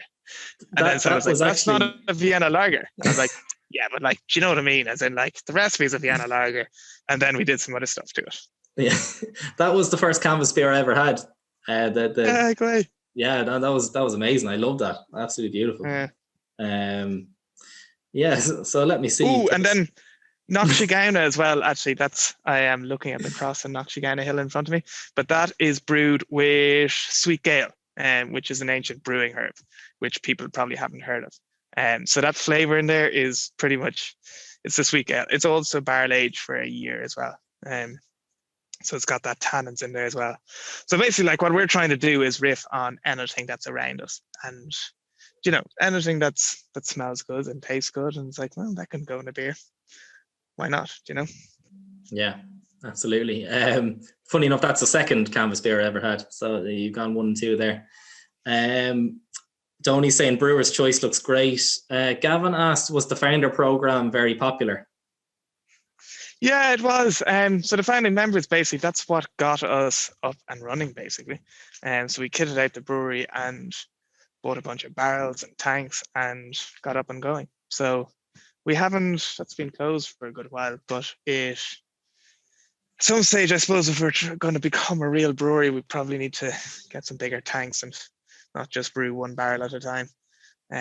But maybe we'll start planning for the future once COVID is all gone, basically. But yeah, hard to plan for at the moment. Yeah. I'm thinking, like, there's so much here. We could actually be chatting all night, I'd say. There's so much in the chat. All I can say is there's an absolutely huge amount of love for the beers. A lot of people's first time trying them and absolutely love them. So yeah, that's always fantastic to see. I'm delighted to see that, to be honest. That's good. And I appreciate all the support from everyone who has purchased, and seeing the names of different beers popping up does give me a little smile, because that's what we do need to sell beer to keep the old bills paid and keep refilling the barrels and doing all of that stuff. So every time you buy, and that's what I love about selling directly, is that I'm sending the beer to you, and that's going to support to keep the brewery going. And like I just think the buying local and buying off small producers, like you're supporting a farm, you're supporting ecology, you're supporting so much that basically, like, in terms of farming, this chat could go on for a while, but like there's a lot of cool things out there, basically, that I think it's better to be supporting that sort of stuff than supporting German malt and different stuff like that, Yeah, absolutely. I think it's a good message, key message to wrap up on. Dare I say cornstarch and Guinness, but anyway, we won't. Moss, absolute pleasure. Thank you so much for coming on and battling through some Tipperary internet as well. So fair play. Sorry about that. We got that. No worries at all. Absolute pleasure to have you. Apparently there'll be broadband, but maybe COVID will be gone first, to be honest. Yeah, absolute pleasure. You're a gent, and hopefully we'll be able to chat soon and have a beer soon. So thanks a million. That'd be great. Cool, guys. Thanks very much. Enjoy the beers. Cheers, Moss.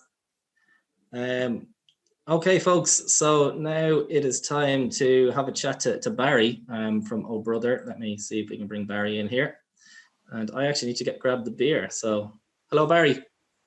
Hi, guys. Can you hear me? Yeah, we can hear you. Perfect. How are things? Excellent. Very good. Very good. And yourselves? Good. Yeah. Having a lovely evening. Good. Yeah. A few beers in. Few beers, 3 in. So yeah, you're at a good time, I'd say. I have a much more welcoming audience probably at this stage. Yeah. So yeah, prayer for Rascals and Dead Centre coming up. Yeah, exactly. I need to grab the beer, Barry. While I'm doing that, why don't you say a quick hello to everyone and introduce yourself? Very good, guys. How's it going? Many of you, I see a lot of familiar names here, but for those who don't know me and who we haven't had the pleasure of meeting at a festival or a bar somewhere, I'm Barry. I'm the oldest of the 3 brothers in Oh Brother Brewing. I'm actually here in the brewery tonight so that I don't keep the kids up. and there's better Wi-Fi here anyway, and obviously I can hang around for a little bit longer and have a few more beers too. So absolutely delighted, Brian. Thanks a million for the invite. Delighted to be on here and having an opportunity to chat to you about our One Beating Heart, and obviously anything else that you want to have a chat about. Yeah. I thought maybe in terms of a format, such as there is one or isn't one, I might just have a quick chat about the beer and the art on this particular beer, and then maybe just take questions. And there's no point in me rattling on about stuff that's maybe important to me and not to anybody else, and maybe give a bit more time to people's questions, and hopefully then we can get through some of the stuff that's more of interest to people on this Friday night. So I'm going to kick off. Cheers, guys. That sounds absolutely perfect, Barry. Spot on, and cheers. Pouring it now myself. So, seeing as though there's no need for me to hold this up because you all have one in your hand, I presume. But we've got One Beating Heart. So the inspiration behind this beer was quite interesting, actually, in that it was inspired by a beer that most of us at the brewery had never actually tasted. So Rich, our brewer, he joined us in 2016. He spent a bit of time brewing over in California in Moylan's. So he got an opportunity to taste a lot more beer from that end of the world than we did. A lot of the sort of big name beers that we could never get our hands on. So one of the beers that he particularly loved that wasn't a big hoppy beer was some of the Hill Farmstead porters, and this one he kind of fell in love with one called Everett, yeah, so he decided to base this beer around trying to recreate that with Irish sort of, well, Irish water, Irish malts. We did use Columbus in this as a hop, which is sort of similar to what I believe Hill Farmstead used. So I can't even tell you if he did a good job of replicating the beer that he fell in love with, but we're pretty damn happy with the results here ourselves. It was actually it's a really high starting gravity for a 7% beer. It starts at about 1090, and as you can probably taste from the body in the beer, is a really high finishing gravity as well. It finishes up about 1040, 1038, 1040. So it's got a really big sweet body in it. Yeah. And just for our non-brewers at home, could you explain a little bit about that, please, Barry? Okay. Do we have any non-brewers? My God. We definitely have non-brewers. Absolutely, yeah. So the gravity being the amount of sugar that's remaining in the beer, or that's in the original wort, and it's a measurement then of how much sugar is fermented and converted to alcohol. So I suppose the higher the starting gravity gives you a higher potential for ABV, and the higher the residual sugar, or the higher the final finishing gravity after fermentation is complete, the more sugar that is left, and the bigger the kind of mouthfeel that's in the beer. So some of our previous porters, this is our we did the coffee porter Joe 3 times with 3 different coffee roasteries, and then we did the non-coffee version of that as well a couple of years ago called No Joe. And I think the final gravity on those beers would have been something like around 1018 to 1020. So there's quite a bit more body and sweetness in this particular porter. And I think certainly for my palate at the moment, although it's constantly changing, it really hits the spot anyway. It's getting really good feedback from everybody, so I'm gathering that people are enjoying it. Yeah. The good thing is mostly people tend to give good feedback, and the people who don't like it don't tend to say too much. So we'll believe our own hype when everybody's saying they like it. That sounds like a challenge now. I'd say the comments are going to take off. To be honest, this, like, you guys, the last year you've been renowned for banging out so many IPAs, double IPAs, triple IPAs. They've all been exceptional. And then this one came out and it just took me completely by surprise. I think I saw Ruben saying it earlier, it was his favorite beer last year. Easily up there for me. As soon as I saw it around, it's like, we need to get it in the box. Get it in the box for this month. Because it's stunning. Like, I absolutely love it. I think it's incredible. Yeah, I mean, we were toying around with a few different ideas, and I mean, obviously, as you say, we brew the beers that we love to drink. We always say that was what we have always done since the start of it. Obviously, everybody loves the big hoppy beers, so we're also running the business. So commercially, it's obviously makes sense to give people what they're asking for. But we're always very much about not being a exclusively IPA based brewery. I know there's an awful lot of breweries in the UK particularly, and there's a couple in Ireland that literally almost exclusively produce IPAs, and that's wonderful, but we always want to have a little bit more in the sort of canon, if you like, and try and brew some really good versions of maybe a little bit more straightforward, or I don't want to go so far as to say unexciting, but with so many people putting different,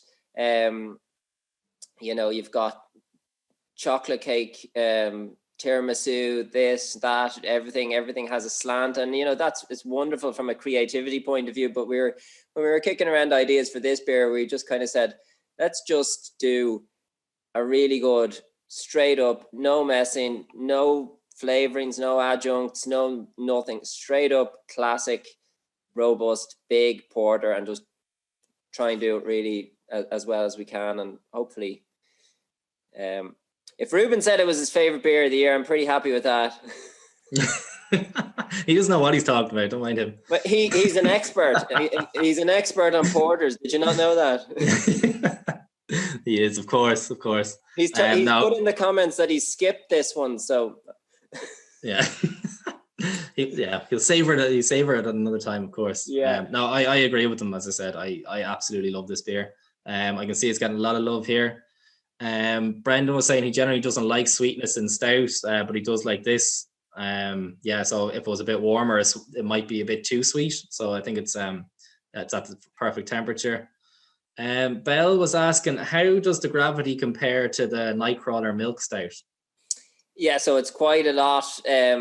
There's a couple of factors going on there, but in terms of gravity, the Nightcrawler is finished about 10-12 to 10-15, so it's substantially lower. It's also quite a substantially lower alcohol at 4.5%. So gravity notwithstanding, even the alcohol that's in the beer would sort of give it a much sort of a lighter mouthfeel. And it's also drier, so there's more roasted barley in the Nightcrawler being a stout. Although we do have a touch of roasted barley in this beer. There's chocolate in this, crystal malts, there's Maris Otter malt, there's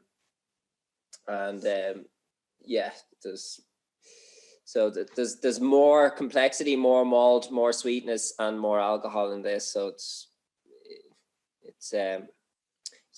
even though it's dark, it's quite considerably different. Yeah. Mel saying superb beer. No, great pairing with Death by Chocolate. Yeah. I see everyone's loving this. As we're enjoying the beer, which we all are, why don't you tell us a bit about how you guys have been doing, I suppose, in the last 10-12 months, really? Yeah, so it's been a bit kind of crazy, to say the least. It's been, we always describe the brewery life as a bit of a roller coaster, but this one certainly took a couple of, this one went up to 11, so to speak.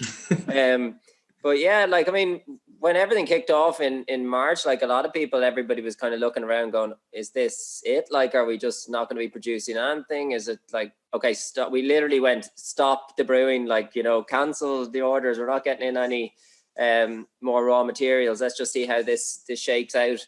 And then, of course, if we had thought about it, like, I suppose, many people, when you get over the panic, you realize that everybody is not going to stop drinking beer, and is just going to find other ways and other places to get it from. So I think there was an initial pause where a lot of breweries stopped production and then realized actually there's still a big demand. Yeah, so the everything obviously went to package, so everything went to cans, and there's been, you know, really good strong demand for it everywhere. All of our exports pretty much shut down, and that's been quite sporadic since, and that's been quite challenging because we were doing, you know, we have about 8 partners in different European countries that we work with, to have all that kind of close off, as well as the pubs, which would have made up about 45% of our business from last year. It was quite challenging, but then I suppose we supplied Tesco and the likes of O'Brien's, and all the independent trade obviously as well. So thankfully the demand was, you know, we kept going. We didn't produce as much as we would have targeted for the year, but that being said, we're very lucky that we had quite a diverse customer base, and we were able to plow on. I know a lot of breweries, from speaking to guys in the industry, that would have had, you know, maybe a much bigger emphasis on the on-trade, on the kegs and the bars, would have felt that a lot more than we would, whereas we were already packaging to cans. We already had cans going to quite a lot of customers. A lot of guys maybe were starting that for the first time under pressure, during COVID. So it's been interesting. It certainly it made us take a good look at what we're doing. We'd had that little bit of time, I suppose, things a little bit less frantic, and some good conversations here, and maybe tidy up a few things and refocus on beers and markets and areas and projects as well. That with the art and the artists and various other things that we wanted to work on, that maybe we were able to flesh out a little bit for next year. So we got some barrels in today, for example, from Ferncullen Powerscourt Distillery. So things like that we were able to kind of put together that maybe in the madness of the normal day to day we wouldn't have had as much time to do. So yeah, we'll try and find the silver lining. Yeah, absolutely. I saw that as well earlier, and you're probably going to set the chat exploding now with any mention of barrels. Before that happens, we've had a couple of calls for Bonita to come back. Any plans for that? No. Okay, shut down, guys. And I think there's been you mean tonight or in general? But I mean, boycott. How do we kick Wayne and Janice out of the chat? Yeah, I'll get rid of them now, don't worry. Yeah, they're gone. They're gone. Sorry, guys. I think there's been calls for a lot of people have had really strong affiliation to certain beers along the way, and calling for them to come back, etc. But I think one of the things with the one-off and the special beers is that what makes them special maybe is that they are one-offs. And I know Bonita was very early doors. I don't think we would probably, being realistic, get away with bringing out the label on Bonita now. Looking back on things, that's probably 5 years ago. Things have moved on a little bit, and the artwork at the time, which we didn't really realize, strangely enough, was a little bit controversial for people, and certainly with the way things are now at the moment, it's not something that we'd like to revisit. And probably, you know, it's probably best left as something that stuck out for people. But maybe we'll produce the beer and just call it something else, and then we'll tell the people who look for Bonita that it's Bonita. Yeah, it's not Bonita. You can call it that. Exactly. No Bonita. Speaking of the artwork, then, so Thomas was asking, what's the story with the artwork for this? Is there a tattoo fan or artist involved? No, no tattoo artist, but it's part of the Off the Wall series. For those who don't know, we started a project called Off the Wall at the tail end of 2018. So really, they came out in January 19. And that was to work with Irish artists, typically street artists. And some of them would have been artists that we spoke to when we were designing the original logos and the original branding for the brewery. We spoke to a number of artists that we just really, really loved their work. And some of the stuff was pretty crazy and pretty out there at the time. And we weren't brave enough to launch with skulls and death and various other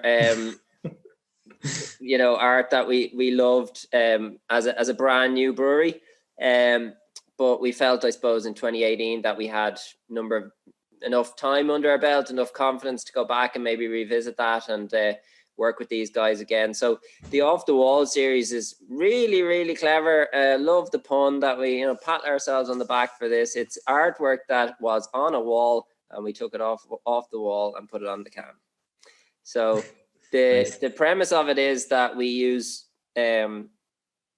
pieces of art that have typically been painted on a wall. They haven't all been, as the project has sort of grown, and it appears on one special release beer. And a lot of the time, I think is quite cool, is that some of these pieces are no longer in existence. They may have been painted over. They may have been on a condemned building, you know, so they may be demolished or whatever. So a bit like the beer, you know, they're quite transient. They're there for a short period of time and then they're gone. And we do between 5 and 8 pieces with each artist. This artist is from Dublin, Adam Warren, ADW. So you'll see on the back of the cans, we always put the tag of the artist. Yeah, so no tattoo base, but they're all kind of painted on murals around the place. We have used some digital work from some of the guys that we really, really liked as well, but mostly it's street art and murals. And that's actually the last beer from ADW, and we've just started with a new artist. We'll be releasing 2 new beers in February, and it's with a new artist called Omen. Okay, nice. So we're quite excited for that. So yeah. That's the general vibe with the artists. Their styles vary quite a lot. Yeah, nice. Who's going to hook us up with Mazer there? Richard Cantwell. I was in the chat. Yeah. I want to come back to the 2 beers coming out, because I don't know if you can tell us or not what they are, but it'd be great if you could. I just want to run back to what Ruben said earlier, actually, about a porter or Baltic porter and using the ale yeast or lager yeast. Is this ale yeast? Is this the straight up porter, or did you go Baltic?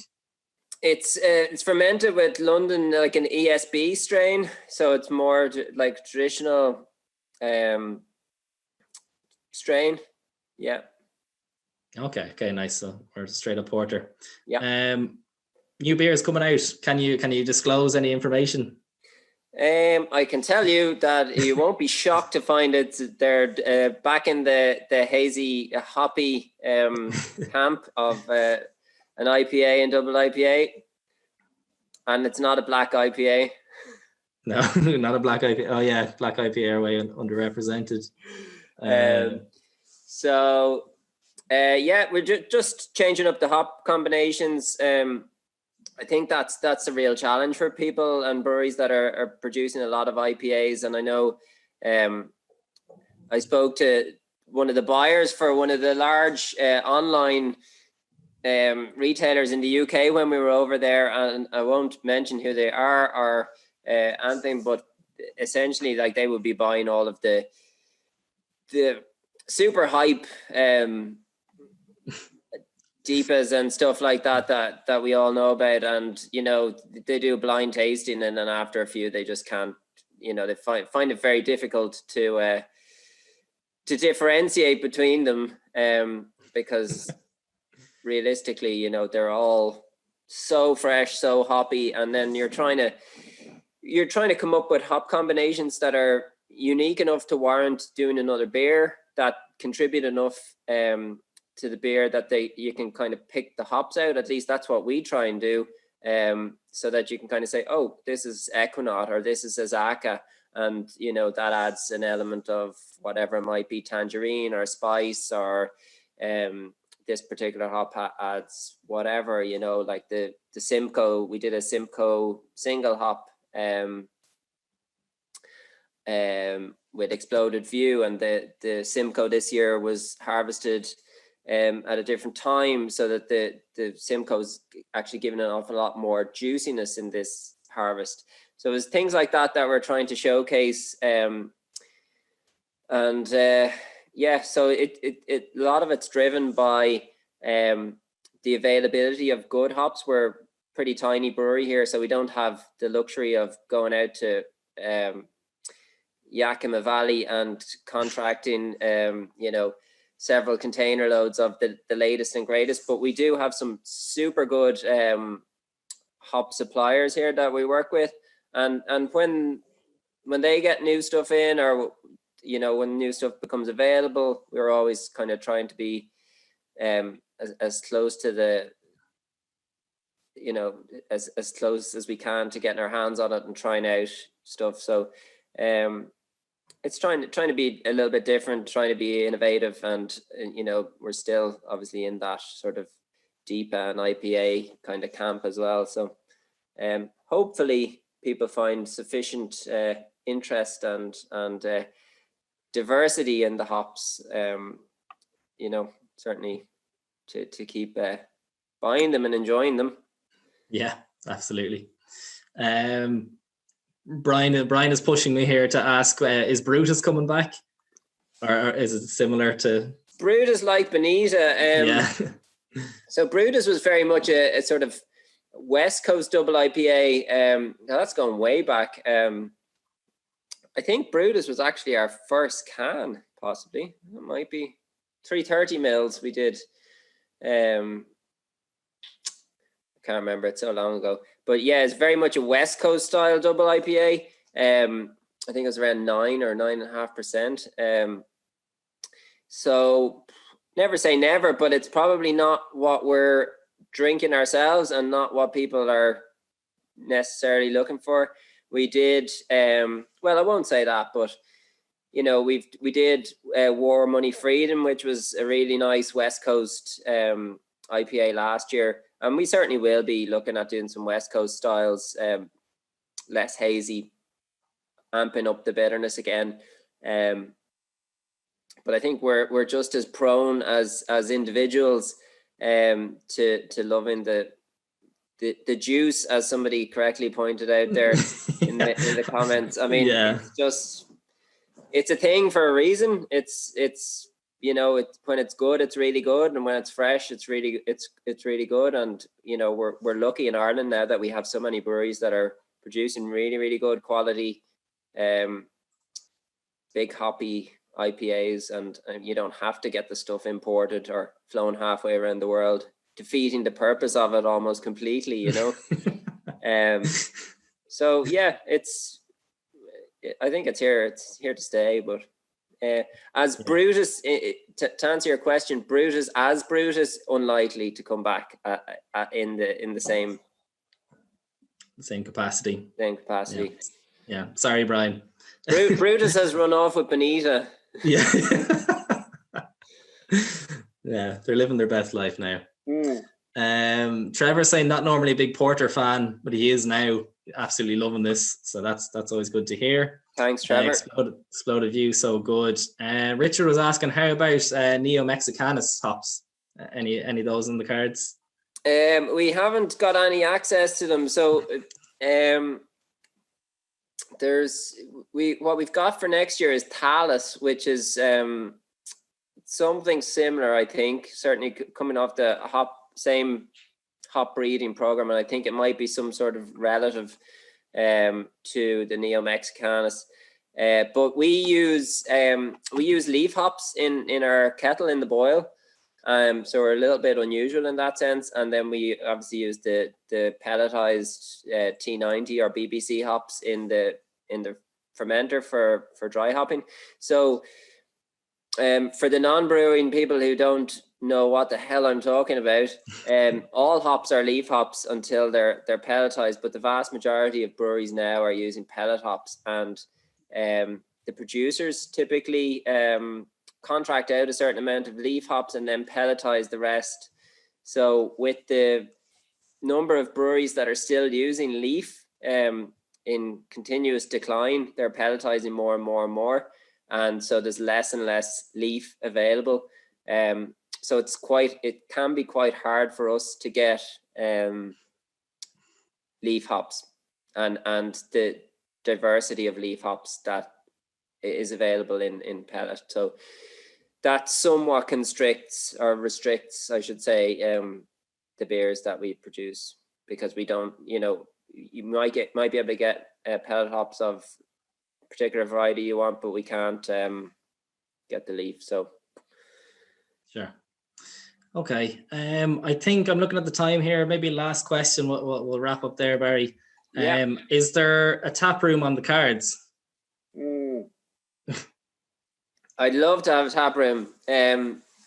We're in an industrial estate in Kilcool here, and it's not on the cards for the immediate sort of, I suppose, year anyway. Well, I mean, who knows even if it'll be open, for visitors,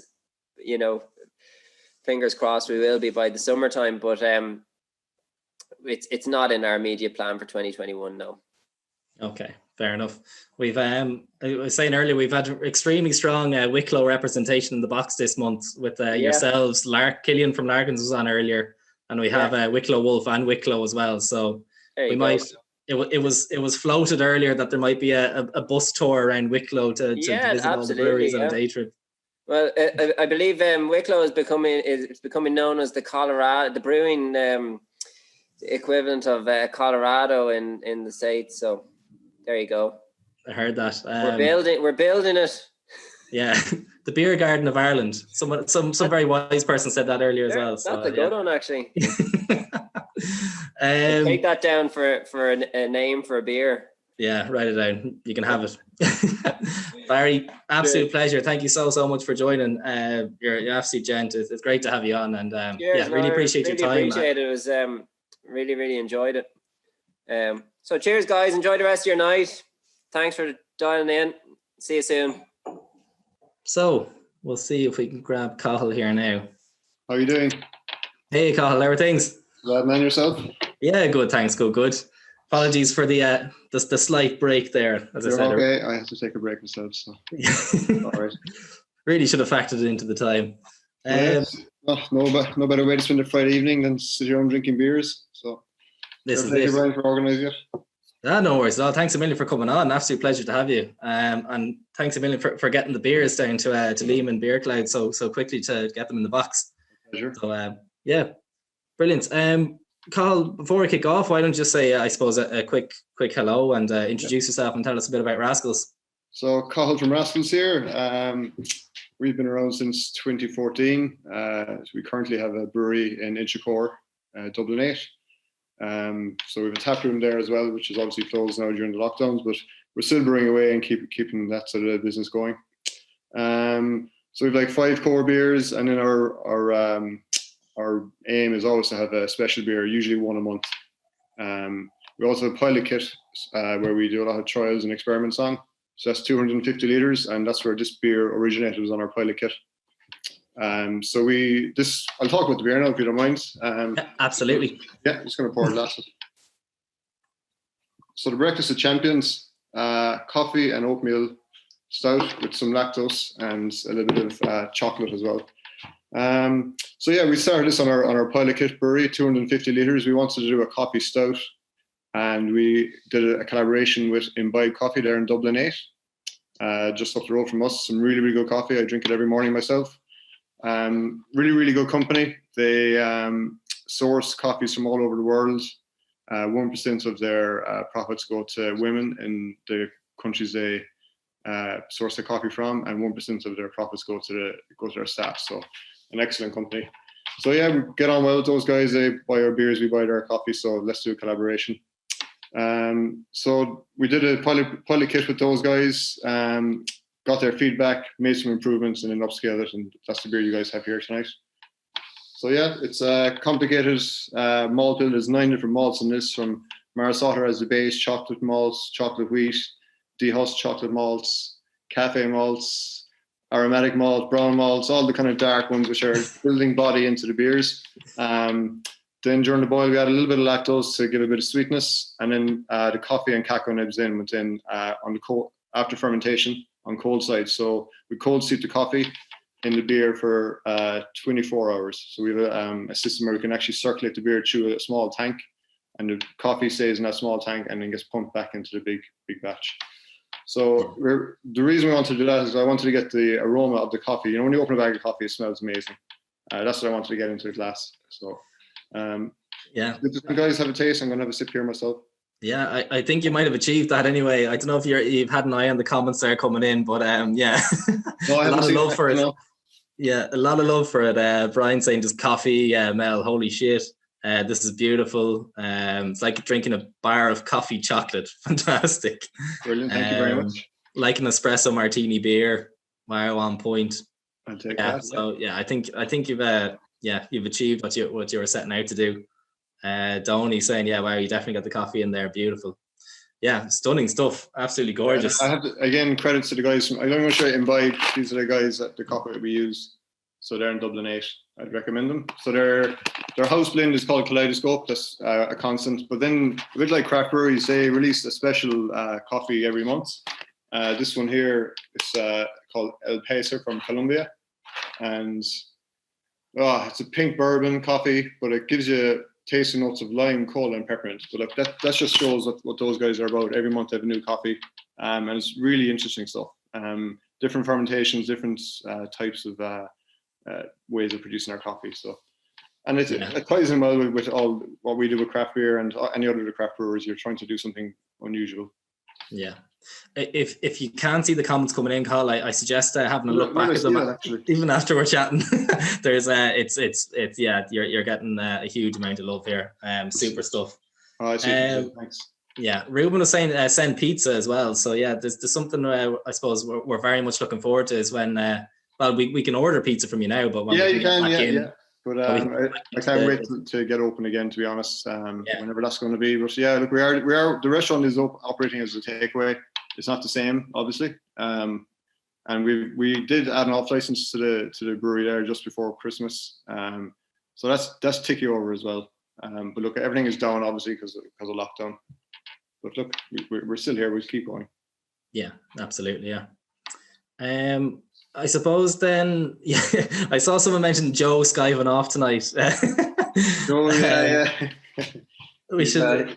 He gets a night off every now and again. Yeah, we should touch on his phenomenal social media presence and the stuff that he does. I know at the moment you have the love box coming out for Valentine's Day. I don't know if people saw the video Joe did for it, but everything he does is just utter gold. Like he's brilliant. Like, you know, we give him free reign. He's just so good at it.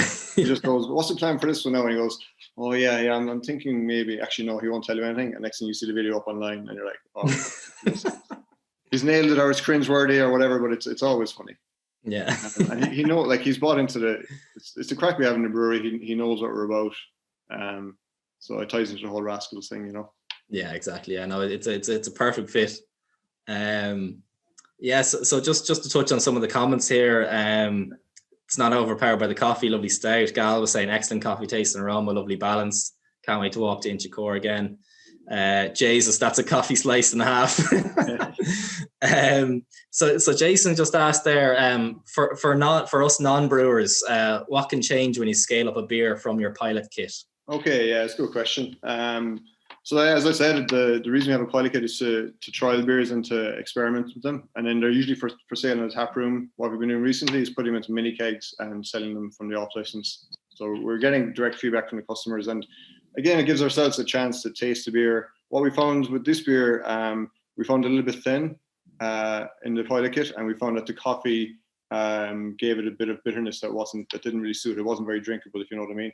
So when we upscaled, we filled it with a lot more kind of complex malts to give it that sweetness.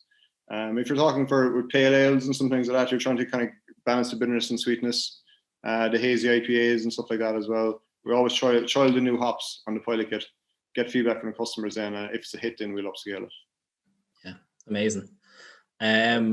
Yeah, you touched on earlier that there was lactose in it, and it can be quite a polarizing ingredient, I suppose. But when used with a restrained hand, which I probably wouldn't have guessed it was in it. Maybe like if I really dissected it, I'd be like, yeah, maybe a touch.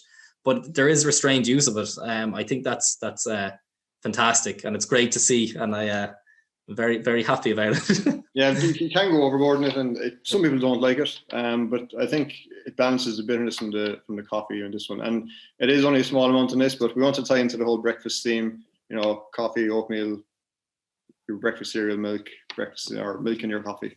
Yeah, so. Makes sense. And Thomas has of course said lactose me whole. Lactose me whole is still up in the brewery. Whoever carved it in, it's been trained. So. Yeah. That's one of my favorite things in any brewery ever. The fact that it's framed. Yeah. Ruben saying this may be the best coffee stout I've ever had, certainly in the top 3 anyway that he can recall, and still haven't had him buy a coffee, so he needs to rectify that. So speaking of pilot brews, then is there anything else kind of on the go at the moment? Anything new coming out? Yeah, well, I guess we did some trials before Christmas. We haven't done any pilot brews this year yet. But we've 2 out of that. We have we're doing a double release in March. So 2 New Zealand beers. So using New Zealand hops. So we're doing a New Zealand lager and we're doing a New Zealand hazy IPA. I suppose Rascals started in New Zealand really. Me as a home brewer over there. It's where myself and Emma met. My sister, who's our art designer, she lived over there and she met her partner there as well. So New Zealand has a place in our hearts. So we're always trying to source New Zealand hops and source really good ones. So there's two blend hops from a freestyle farm one's called Bruce, it's the name of the hop, and Betty is the other one. And that's the name of the owners of the farm as well. So they've kind of gone out on their own and kind of rebranded themselves, and they time when they pick their hops and blend the certain hops together to give a certain profile. So the Betty blend, so we brewed like a Hellas lager, and then it's been dry hopped as well. So that's going to give you a real hint of gooseberry and lime, which can be really refreshing in a lager. And then the dry hops hazy IPA is a juice bomb like you'd expect. Real kind of passion fruit, orange, real tropical fruit. So 2 very contrasting beers, and they're a dual release, similar artwork, but slightly different as well. So they'll sit together on the shelf, hopefully. And I'd like people to get them together and see what they think. Try them together. Yeah, I'm sure that can be arranged. Sounds like a plan. I saw a good few ears prick up there as well when you said you brewed a Hellas for it, and then threw in some. Yeah, like a dry hop lager, and easy one. Yeah, that sounds delish. A good few comments here, so I'll try and catch up. Yeah, Noel saying I drive past Rascals every morning. I love the surf green colour of the building. Cool, thank you, Noel. Cheers. Yeah. Call in when we're open again. I see a question there about New Zealand Spates, 4% golden ale. I used to drink a fair bit of that stuff when I was out there. Yeah, so would it be on the cards for a brew? No, I don't think so. I think we're going beyond that.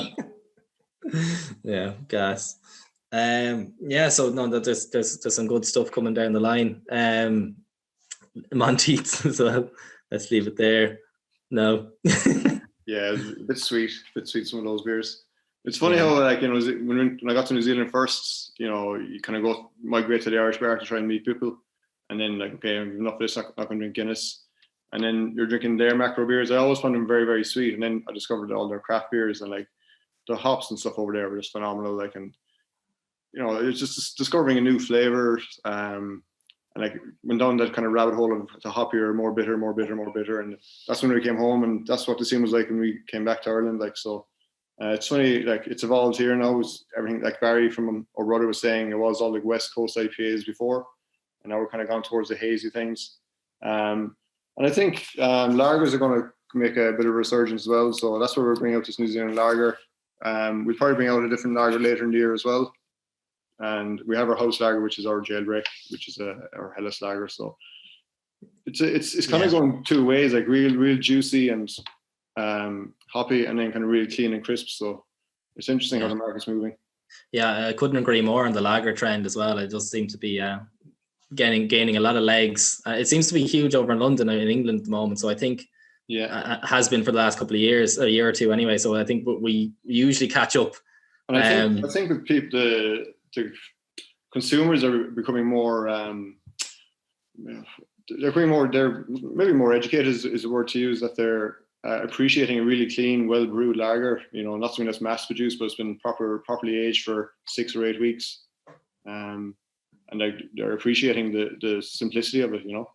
Yeah, that's it. There's always an image I saw that always sticks in my mind. It's like the craft beer drinker evolution, and it starts with the IPA and it goes to the Imperial Stout and then the sour, then the Saison, and then back to lager, and then the wheel repeats. It was spot on. I'm wondering, so Vince was asking, what do you do with the coffee beans? Is the beer just sitting on whole beans for a period of time, or how does that work? Yeah, so the guys from Imbibe crush the beans for us, so quite a coarse crush, not like you'd brew coffee with. So quite coarse, and we've a little tank that has a candle filter in the middle of it. It's got a really, really fine mesh. So we put the coffee beans into that, and then we pump the beer from the big tank in around this. It's a hop. It's used for hops, really. It's for a hop rocket. So it spins around inside that. So the coffee is separated from the beer inside this little vessel, and it spins around for 24 hours. So we turn on, get it all together, turn it on in the morning, keep an eye on it. At night time, we switch it off, close all the valves, come in the next day and switch it on again. And we taste it 2 or 3 times throughout the day or throughout the 24 hours. And when we feel it's right, we just put it off then. So in a way, it's a bit like if you were to do it as a home brewer, I would just put the coffee beans into a muslin bag and let them hang into the bucket and let it steep there. It might take more than 24 hours. It might take 48. Yeah, you can accelerate the process. Yeah, exactly. Yeah. Nice. Dara was asking, what style have you always wanted to brew, but you haven't yet? Well, we haven't gone big with the stouts. I haven't done a real big imperial stout up like 10%. That's where I'd like to go. Yeah. Okay. Maybe for next winter. Yeah. Actually, I think I saw something today on your socials. I'm going to put you on the spot. I don't know if you can divulge this information. I haven't seen this myself. Yeah. Apparently, you're rebrewing. Was it today or yesterday? I can't remember. You're rebrewing a favorite, and there seems to be a lot of chocolate in it. The milkshake stout is out. Yeah. We brewed that there this week. Yeah. I forgot to mention that. Nice. So there's a lot of lactose in that. There's a lot of lactose in that. And we're using a similar process to the coffee. We're going to use the same hop rocket vessel to infuse cacao nibs. Okay, nice. Gavin was asking, how did the brewery start, and where did the name come from? How did it start? I suppose home brewers in New Zealand came back to Ireland, kept home brewing, and had the kind of notion to start a brewery. Put our life savings into a kit that we bought from Galway Bay back in 2014. That was a 10 hex system, 1,000 litres. The name came about just one time. Myself and Emma were in the pub, Mulligan's, up by, what's the name of the street? Poolbeg Street? No, not Poolbeg Street. Or in Stony Batter. Yeah, up there. So we're just having 2 beers one time, trying to come up with a name, and we had different things in our head, like North and South, because I'm from Donegal, I'm from Cork, all these kind of things going through our heads, and just Rascals just popped into our heads, like, right, let's go with it. That was it. and just suits us, suits the beers. We're trying to have a bit of fun, and do different things with the beers. Not just brew a standard stout and a standard red ale and a standard lager. Although we probably will brew a standard lager. Jason Kendra is saying hoping the milkshake IPAs are making a comeback in the summer. Let me see. Yeah, your pilot kit. What sort of size brews do you get out of that? What size? Typically 250 liters into package. Yeah. Okay. Nice. So you usually kind of do. You'd normally do them on tap, would you? But I've seen them going out in kegs, kind of. Yeah, we're putting into mini kegs at the moment. Ideally, we'd put them on. You get 4 or 5 kegs for the tap room, and sell the pints there. But the way our brewery is set up, I'd love to can those beers into cans, but the way it's set up in the brewery is too far. You'd lose too much beer in the pipes going from where the pilot kit is to where the canning lines get set up. So. Okay. Yeah. But mini kegs are the next best thing. Yeah. The kit that you mentioned you got from Galway Bay, is that the same one that's still going now in another brewery? Yeah. Mark and Lime. Yeah. That's great to hear. It's still going strong and creating some unbelievable beers. I mean, he's very good brewer. Like, I know him from the homebrewing days as well. But it is stainless steel, but once you take care of it and maintain it, it'll last. It could last for years and years. So Galway Bay had it for 4 years. We had it for 4. I'm sure Mark would have it for another 4. So. Yeah. I can see I have about 30 comments to catch up on here, so apologies. I'll try and get to them, guys. Thomas is saying coffee flavor off this is fantastic. Could drink it at breakfast, so it's nailed the brief. Yeah, there you go. Yeah. Hopcraft and Ale saying there we go, big bold stout for Christmas. Is the ginger porter coming back? I get asked this every time. No plans. No plans. Okay. Let me see. Standard is the new extreme. Do you know what? I saw a few comments on lactose there and in IPAs and stuff like that. The last time we were chatting, I suppose, was at the Craic Beer Festival back in June, I think. Last year, and Fruits in the Maytals was in that, and I can hand on heart say that's the first time I've enjoyed lactose in an IPA or lighter beer. It's super stuff, and I think again it's how you use it. And you're trying. Don't go too much with it, and you're trying to contrast the tartness in those tropical fruits. Yeah, absolutely. I think it's skilled hand is required. I think that's the key. Dara's asked, what's your goal for 2021? Oh, just to get through it. Yeah. What's our goal? It's a really tough one. It's really hard to plan. I suppose we're planning. In a way, we've kind of got 2 plans. Plan for the best situation where things are going to go back to normal, and then you plan for the worst situation. But I think similar to what Barry was saying earlier, we did okay last year because all our keg sales went into can. And then if the restaurant did open, and when it did open for a brief few weeks, it was relatively busy, even with reduced numbers. So I suppose the plan is to get open in the restaurant again, get beer flowing through those taps, and get people in. We've also extended a big outside area. We've a big stretch tin put outside, so you can see another 30 people outside. So if it is only outdoor seating, we can accommodate people there as well. So brilliant. Get open, and hopefully we'll all get these vaccines and we'll get back to normality. Yeah, exactly. Yeah, I know a lot of us are dying to visit anyway, and grab a few beers and pizza. It's been sorely missed. Yeah. Cheers. Brendan's from Derry, but he's saying it's noticeable how much the brewery has tied itself to the local community, I suppose, the area, charities, PATs, everything like that. It's fantastic to see. I'm not going to ask why you do that. Obviously it's obvious, but how do you find working with all the kind of the local community, I suppose? It's brilliant. Whatever, everything you give out, you get back in return in spades. And, we did it for a reason, because, who are we? I'm not from Inchicore, and we land in here and we start brewing beer in the brewery. Unless you become involved in the community, you won't get people through the door. And St. Pat's, it's a business as well. Those guys, they're pretty much closed. They can't get people through the doors. So we sponsor them as well. We try and support them as best we can. What else? We work with Inchicore Youth Services. We give them a bit of help. We have the Blue Cross, which is animals, a vet up the road from us as well. So we help them out. And like, it is everything you get, you give out, you get back in return. So, and it is being part of the community. And like what he was saying there, I think we're able to look at our sales. Like about a third of our sales for the online web shop are all from Dublin 8, Dublin 12, around that area, which is phenomenal. Really, it's all really localized, and it's probably the same for most other breweries. Like especially during the pandemic, people are supporting ours and supporting really, really local, and it's so important. Yeah, absolutely. And I saw, was it €1 for every order through the website was donated to charity this month as well? Yeah, that's to the Blue Cross. Yeah, the Blue Cross. Yeah, sorry. Yeah, that's so our plan for this year is each month pick a different charity and do that. Yeah, great to see. Absolutely fantastic. So fair play to you. That's amazing. I suppose then in kind of more immediate future plans, we know you've got the 2 New Zealand beers coming out. Anything else that's on the list that's you're looking to do kind of short to medium term? You can't give too much away, Brian, the 2 New Zealand beers, the milkshake stout is coming out again.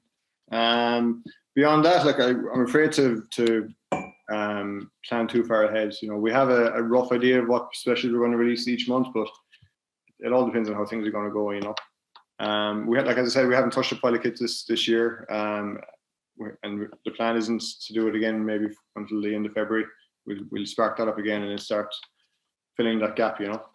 Yeah, absolutely. Yeah, at this time we usually get shouts in from people of what they'd like to see you to brew next. So yeah, well, please, we're willing to take on the ideas.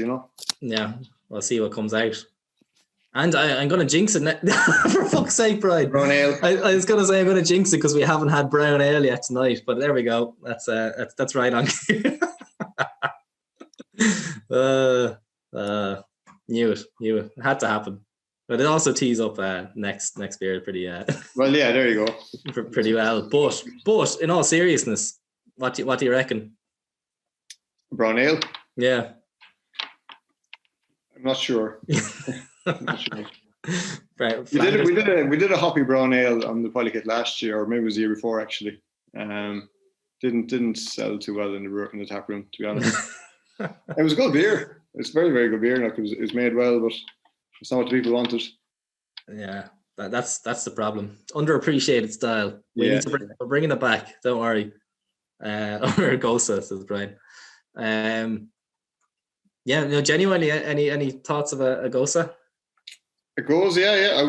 I would definitely brew those kind of things. It's good to have variety in the tap room. So you have your IPAs, your lagers, you have your red ales. People do want different things, and a sour they're quite popular. You mightn't sell as much of it as would the lager, but you would sell a bit of it, and people come in who may not be beer drinkers, but they might like a wine or something, or a cider, and they might migrate towards the sours. Fruited sours as well. We do a lot of those. Yeah. Black IPA. Good bit of love for black IPAs. Yeah, I love those beers. They're great. Yeah, I like black IPAs. Yeah, so maybe late February, black IPA, you might see it coming up. Next up, brown ale. Yeah.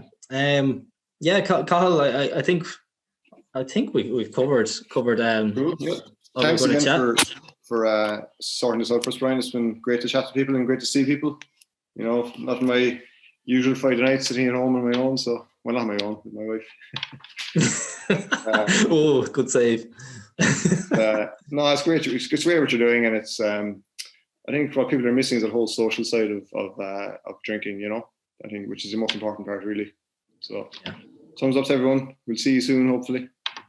Absolutely. Thanks a million, Carl. Absolute pleasure as always chatting. Absolute gent and super beers. I think you can see. I genuinely think you should scroll back through the comments and see an absolutely phenomenal reaction to the beer. So fair play to you, and you're making some cracking stuff. So thank you very much. Long may it continue. Take it, Andy. Bye. Great stuff. Cheers, Carl. Okay, right. Let me see now if we can find Liam. Did I see him earlier with a stupid name? Oh no, he's back to Liam. Okay, there he is. Right. I said I'd turn off the stupid name. Yeah. How's it going, Liam? How are things?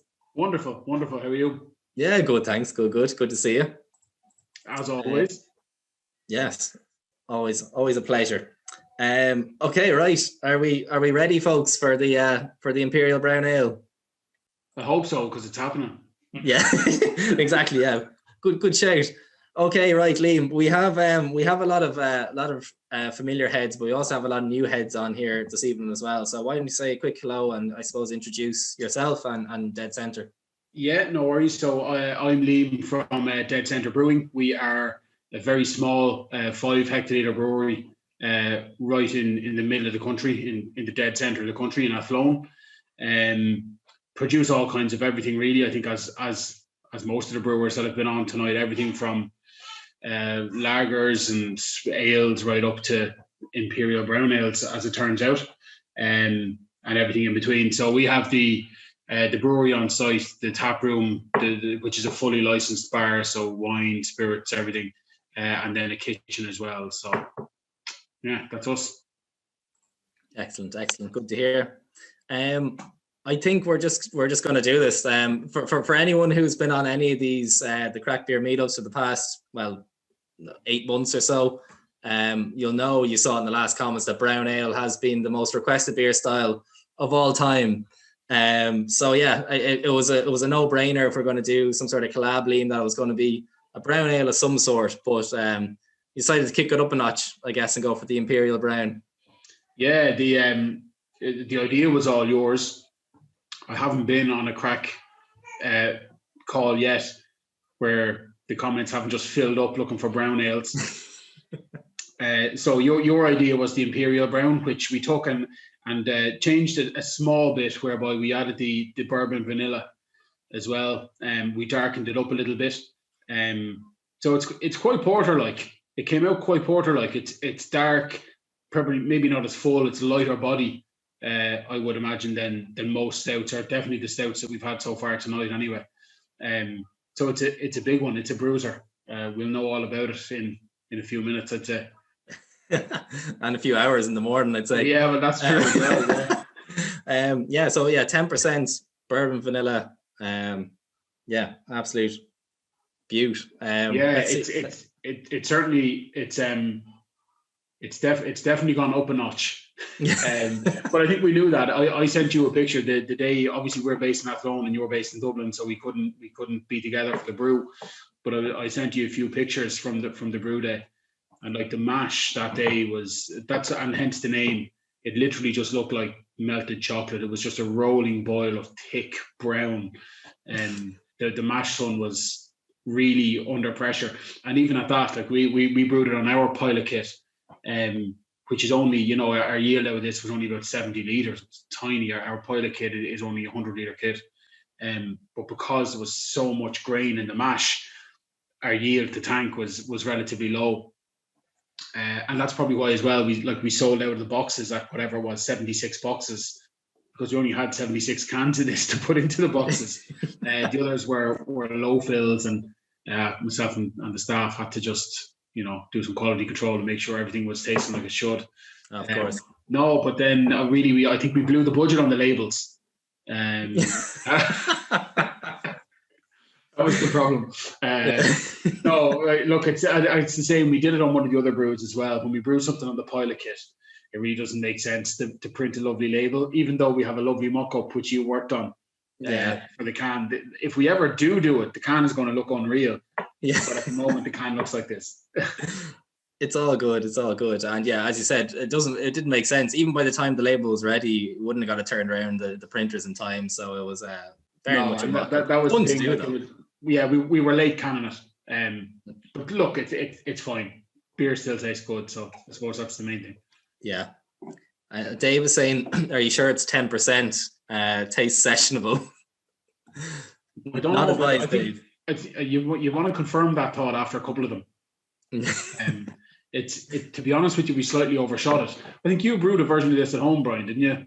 I did, yeah. I have it on tap beside me here as well, yeah. What did yours come out at, ABV? Well, you kicked it up a notch. Mine was intended to be 8.5%. It came out 8.3, I think.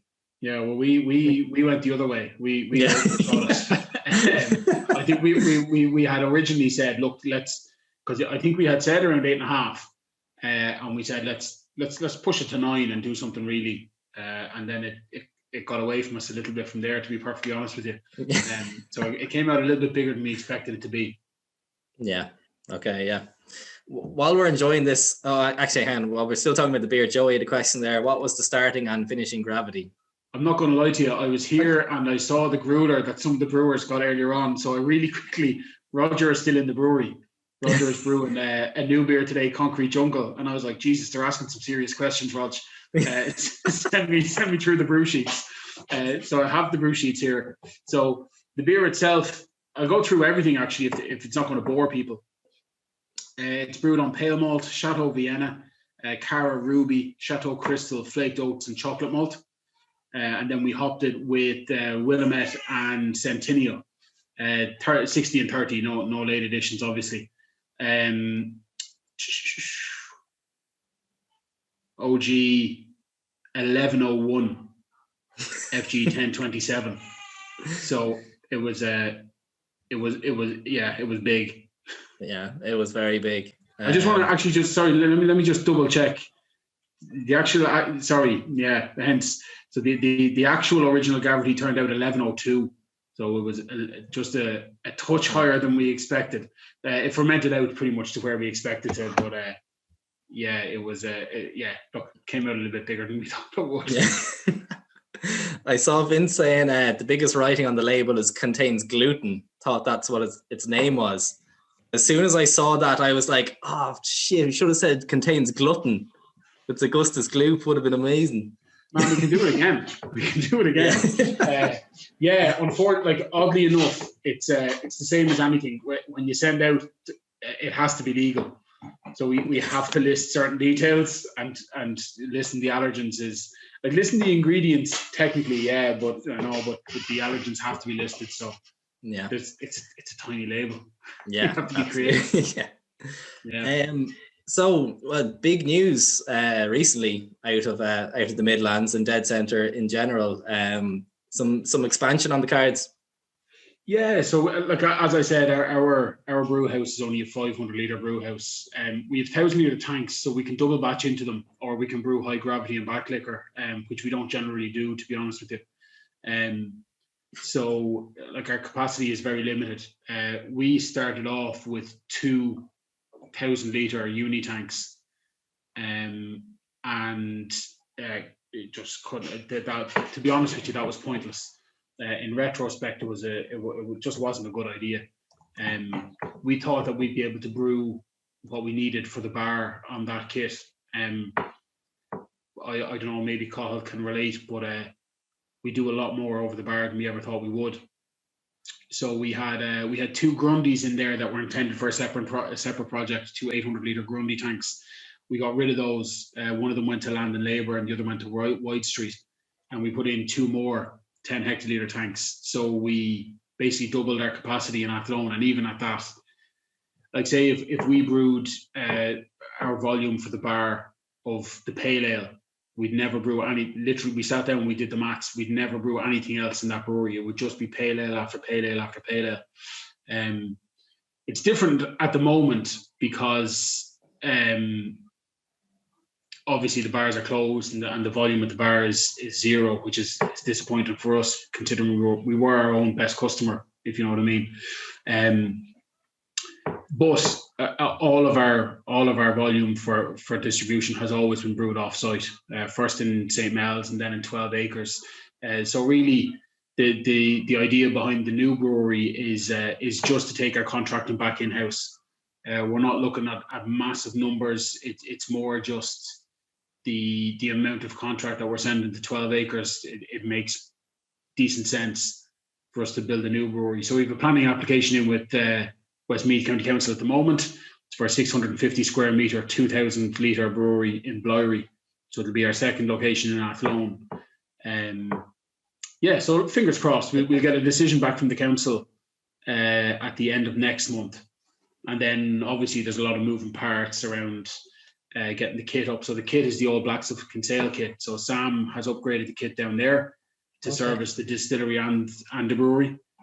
So we've acquired their old 2,000 litre kit, and the plan is to move that up. And hopefully, I think the biggest thing about it is probably going to be customs and excise and, satisfying the bank with the guarantee and things like that. So if it wasn't for those things, you'd like to think that we could be up and running relatively quickly. But I'd imagine, if we saw any liquid coming out of that facility before August or September, that'd be a result. Yeah. Okay. Yeah. No, it's amazing, and it's great to see, and it's great to see. Just expansion in general. Like we had Hope on earlier, and they've invested in their canning line, and just yeah, that's right. Yeah, people are taking things to the next level, and it's amazing to see. It's brilliant. Yeah, fingers crossed. Again, look, it's still in development. It's a lot of moving parts. We'll wait and see how things pan out. Really, it's with the council now. Really, I suppose is where it lies. So if they're kind to us, we should be able to move on fairly quickly. Yeah, absolutely. You mentioned earlier brewing what, Concrete Jungle? Is that what you said it was called? Concrete Jungle we brewed today. So Concrete Jungle is, we actually trial batched it earlier on in the year. It's just a double dry hop pale ale. It's one of those beers that will sell really well at the bar, and if we can it, obviously, which we will do now, it'll sell really well. But we have a couple of upcoming releases. So Concrete Jungle is the double dry hop pale. Gentle Chaos is a New England IPA that's coming up. Roger's also doing a double brewery, a double version of that. So there's going to be Gentle Chaos at 6% and then Ultimate Chaos at 9.5%. both New England IPAs, very similar beers, just a higher ABV, so more grain in the grist. What else have we got? Silhouettes is a special that we brewed last year. We rebrewed that on Monday, and then our birthday special for this year is a 9.9% Belgian triple, which is out of tank at the moment. So it's in a sherry butt. So it's going to age in a 500 litre sherry butt until I think it's February 15th that comes out of tank and goes back into it comes out of barrel and back into tank. We'll carbonate it there, and then I think it's canned. I can't remember when the cannon line is booked for. I think it's the first week of March, I think. Okay, nice, amazing. Yeah. When is your birthday? Is it the end of February or early March? February 28th. I made a commitment that we would absolutely open in February when we opened in 2019. And we opened on February 28th at 7:00 in the evening. So we got a good solid 3 hours trading in February, and that satisfies all promises that were made. Yeah, it wasn't a leap year, no. No, unfortunately, I'd have taken the day. I'm loving the comments here. I'm looking at them. We're at the stage of the evening when they start getting less and less coherent. Let me see. Brendan is saying, what type of sherry for the sherry butt? Honestly, I genuinely don't know. We have, unfortunately, I'm not allowed to mention the distillery because it's a local distillery to us, but the agreement is they'll supply us with barrels in exchange for anonymity. But they're a whiskey distillery, so the sherry butt that we got has had whiskey in it, so it's been recently emptied. But we got it after a first empty. Generally, the life cycle of the barrel is generally 5 whiskey fills before they say it's run its course. But after 5 whiskey fills in a sherry butt, realistically, you're going to get more whiskey out of it than you get sherry. So we used these guys' barrels for Vivid Trinity, which was the Imperial Stout we did over Christmas. And they were, we sent them obviously bottles of that, and they were really impressed. So they basically said, look, this is a fresh, and we have filled it with whiskey, but it's only had one iteration of whiskey go through it. So there's great sherry character from it, and the whiskey will probably add to it a little bit as well, realistically. And the 2.5 litres of free whiskey that we got in the butt were also a bonus. I won't give out about that. Yeah, nice. There's a lot of speculation going on as to what the distillery is, and I think they've narrowed it down to 2, but we'll keep two would make sense, to be fair. Yeah. keep them guessing. Yeah, exactly. Yeah. Although, in fairness, sorry, as a side note, somebody that I can mention, which I guarantee nobody else has yet, is Lochrie. Lochrie are a distillery on the other end of Lochrie, on the other end of the lake. So they're up in Ladesborough, and we're down in Athlone. But they've been producing gin, Slingshot, and doing really, really well. And there's a couple of things that we're doing with those guys. So we're doing this year we'll release, hopefully in the next 8 weeks or so, hopefully we're doing a dry hopped gin with Lochary Distillery. Yeah. So it's not actually dry hop, to be honest with you. What we do is we send them a hop combination and they distill it. So they distill the oils out of the hops and then they'll blend it back in to a base spirit that we choose. So it could be a bit of fun. But also they're degorging their first whiskey barrels next month.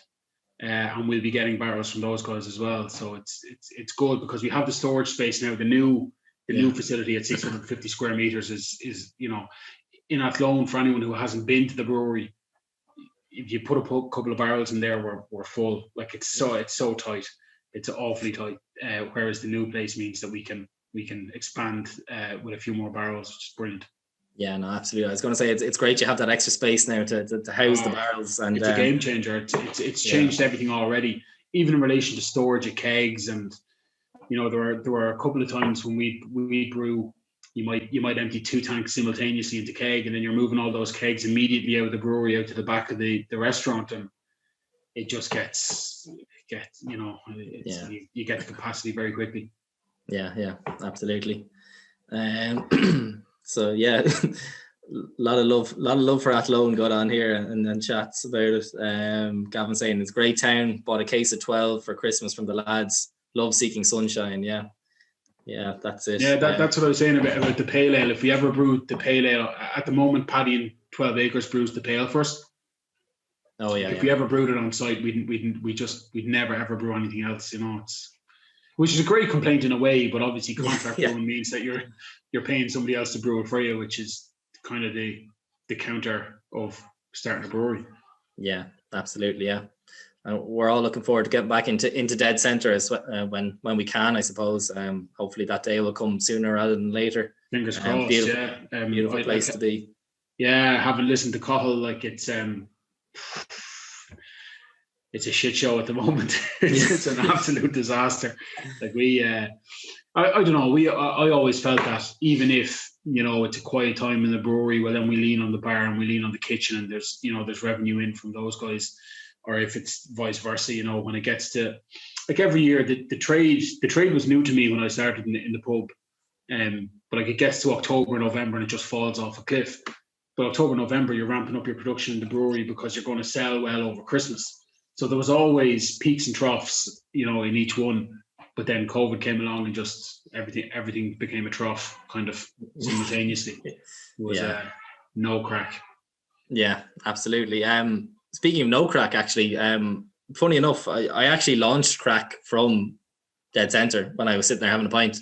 Quite the Shan Mats, I think, looking out over the Shannon, wasn't it? That's it, exactly. Yeah, sitting there, just decided to start throwing shit out on Twitter, and here we are. So no, it's good, and Shan Mats, is that gone till next October now or whatever, or is that coming? We only sold out the other day. Sorry, I say we only sold out. That's probably not that bad. We probably had what do we have? 12 hec, and it finished, literally sold out the other day.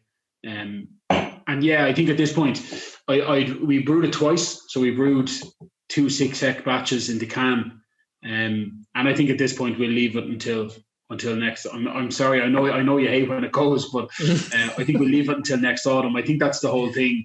It's not unlike what the boys from our brother were saying. What makes something special. Actually, the guy who used to manage our bar probably put it best. He said, if there's always cookies in the cookie jar, where's the treat? You know what I mean? It's kind of, and I see that. I think you kind of go, okay, look, you missed it this year, but it'll be back next year, and people wait for it. Like when we put that on Beer Cloud this year, it was a whirlwind, Yeah, it's absolutely kind of what we want to do. Yeah. So we'll sit tight for it, but we have other seasonals coming back online again because we're coming back. So Silhouettes, as I said, we're going to rebrew the collaboration that we did with Sean and the lads in Crisis in Arkansas, which was our dry hopped American wheat across the pond. that's being rebrewed in the next couple of weeks as well. It's probably a little bit early in the year for it, but we have the capacity, and we just said, look, what will we put through? And we actually, I think we put it on Twitter or something, or actually maybe we put it out to the members collective, and what they said was across the pond. So we'll rebrew that, lad. Yeah, that was a beautiful beer. That was in the Midlands Beer Festival box, was it? That we did. That Simon organized. I think it was. It was. I loved it. I was a big fan, and it did amazingly well at the bar. Really well at the bar. So yeah, I'm looking forward to getting that beer back. To be honest with you, it's the second year that we've brewed with them. This will be the third year, and the first year was very much a kind of a traditional American wheat, and this year we kind of ramped up the dry hop a bit more and kind of put a lot more hop behind it. Yeah, nice. That sounds good. Richard is asking the burning question here: will Beer Cloud continue post lockdown? Oh yeah, absolutely. Initially, it had been it was a bit of a knee-jerk reaction, to be honest with you. It was started very, very quickly without a whole lot of thought put behind it. But I've been lucky recently. I've actually taken a couple of people on to help me with Beer Cloud, and eventually, the plan would be to kind of port out of Beer Cloud and allow them run it, because it's time consuming. But yeah, no, we'll definitely keep it going. It's there's a lot of work to do yet. We have a big problem with, because we ship glass, which a lot of people don't do. We have a big problem with breakages and returns, and because of that, it kind of drives the cost of everything up, because we have to absorb the cost of breakages. So there's we have a lot to do, but I think that we can make it sing. So we're gonna keep tipping away at that. I think initially, to be perfectly honest, a big concern of mine was, I don't want to stand on the toes of other online retailers that have supported us, like Craft Central or the Beer Club or Drink Store. But I suppose realistically, it just came down to a kind of we're a pub and a restaurant, and pubs and restaurants are closed. It's every man for himself. It was whatever we could do to keep the show on the road, and it's still a struggle. It's tough. Not all, but a vast majority of our turnover was through the bar and the restaurant, and that's closed. So I don't pretend like it's easy. It's a tough gig, but Beer Cloud helps us, so it'll stay for the foreseeable. Yeah, absolutely. It was fantastic, and it was a culmination of coming together of a lot of Midlands breweries as well. Really, wasn't it? To survive. Yeah, initially, I think what it was I can't remember who I was having a conversation with, but they kind of said, look, it's all well and good for you because you can swing your doors open and sell 2 cans to a punter that's walking by if you want, because you have the license that does that, whereas we're in a different scenario. So the initial setup was, we allowed all the local breweries. We contacted Lehman in St. Mel's, and Richard and Black Donkey, and Sean on White Street, and everybody locally to us, and said, look, if you want to sell beer through us, we'll do it at zero margin. But my thing that I said at the time was, listen, we already sell our beer on the Dead Centre website, and just to be aware, you might sell a case or 2 cases a week. And then we put up Beer Cloud, and it exploded. So we had to kind of reimagine that, because I was keeping lads in jobs, but the breweries were taking all the money from it, so it was costing me a fortune. So I said, look, realistically, I'll buy from you at wholesale, I'll sell at retail, and at least you have the sales still open to you, which is still great for an awful lot of people, where their route to market is just decimated, like ours. Like if we couldn't sell at the bar, which we're not doing, it hurts us. Yeah. Joey had a question there. Is it hard to maintain impartiality running a brewery and an online beer shop? I'd say yeah, definitely. I think the one thing I'll say is, and I say it all the time, I think if you go to Beer Cloud, you'd never go, well, this is a Dead Centre company. You never look at it and go, this is so Dead Centre centric, or Dead centric, whatever way you want to put it. But at the same time, there's Dead Centre beer in pretty much every beer box that's on there, and it's we're trying to pay bills and keep staff paid, and it's important for us to do that. So yeah, you'll notice that we probably do put a little bit of dead center bias in there, but I don't think it's something that jumps out at you, you know, and says, this whole thing is dead center. But it's not like that at all. But yeah, we put a lot of dead center beers in there. You nearly think this is teed up, but I promise it's not. There was someone on to me on the call tonight who messaged me the other night, said it's the first time I've ordered through Beer Cloud. First time I'm coming on to one of the Craic chats. What's their connection to Dead Center? Because the Beer Cloud order came from Dead Center at or something like that, or Beer Cloud at Dead Center. The email address is beercloud at Dead Center. Yeah, that was it exactly. And I had to say, oh well, Liam from Dead Center set up Beer Cloud, and that's why, blah blah blah. And he was like, oh, okay, cool. Yeah, he's literally just after messaging me now privately saying that was me. I know it was. I'm not naming. Yeah, because there was somebody else actually who messaged me the other day. I don't know if it's the same person. It was on Instagram. And they said, "Oh, I didn't realize that you were the same people." I'm looking forward to getting down and visiting. So they'd obviously known of Dead Center, but didn't know that we were behind Beer Cloud. So no, look, we operate them relatively independently. Like I don't want people to go onto Beer Cloud and go, I can't find the beer I'm after because it keeps throwing Dead Center at me. You know, that's not what I'm after at all. But at the same time, if we can sell beer through it, I'm all over. Yeah, absolutely. Okay, so I think it's the time of the evening to say what would you like Liam and Roger to brew next, and what's coming up. And for once, you can't say brown ale because we have one right in front of us. Although we could do this again. You could actually. Well, also, what are the thoughts on the beer? We had some obviously early comments there and people enjoying it, but how are we enjoying the Imperial Brown? Again. Oh well, Mel wants it again because Mel's in trouble if he drinks it himself. Or yeah, he hasn't tasted it. Fantastic beer, beautiful barley wine. Ooh. Barley wine's a good shout. Like I think we've had the conversation before, whereby like we brew Teeny Tiny and Teeny Tiny just exploded for us. It's a very popular beer, and if I had my way, I'd probably just do several variations of Teeny Tiny again and again and again. But Roger is brilliant. So having spoken to Roger tonight, I think he was looking at either a black or a red IPA, and another style which has gone from my head for some reason now. We had planned a red ale and a dry Irish stout. Very simple, very straightforward beers to have at the bar. But they're the kind of beers that if you can, they're not, you know, a straightforward dry Irish stout, particularly on carbon, because we don't have the ability to nitrogenate and then can. We can nitrogenate and pour on draft, but not nitrogenate in can. So I just don't, I don't know about those beers. But no, anything that people think would be a winner. A sour is something that we've never done before. Actually, we've never done even a kettle sour. We haven't done it in the brewery. And one of the girls that we have working at the bar, Gabby, is a big sour fan. So much so that when we get a new sour in, she'll try it and then go, "That's no," and she'll go to the brewery and get the pH meter. She'll hit it with the pH meter, and if it's anything above, maybe 3.1 or 3.2, she's disappointed.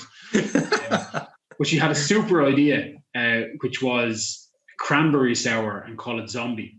For the cranberries, and like me, I'm a terror for a gimmick, so I'm all about it. I think that's a great idea, so we might take a look at that as well. Yeah, absolutely. The funny thing you said, you'd brew variations of Teeny and Tiny over and over again, and black IPA. Well, what about a black Teeny Tiny? Would that be on the cards? Very possibly.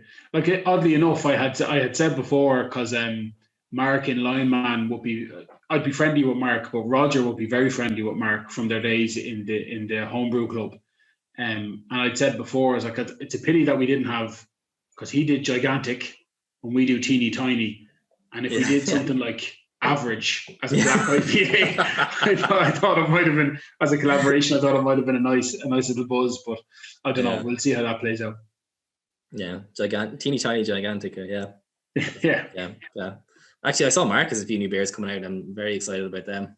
He's super brewer, absolutely fantastic. He's keeping busy as well, which is brilliant. Yeah, absolutely great to see. Huge amount of comments in here. Sorry for what's to brew next. the one that really stuck out for me was what Richard said. I want to know what Brian wants to brew next. So yeah, I don't know. Yeah, barley wine, good for you, Brian. Triple brown ale, black IPA, barley wine, sour brown. Yeah, huge black velvet ale. How much champagne have you got to spare, Liam? Just actually, it's good because I saw Flanders. I had to jump in on that. So I see Ruben said Roger knows how to do a Flanders red or brown well. Just saying. Roger supplied the recipe for a Flanders red ale for the Midlands Beer Club, and we put it down at the time.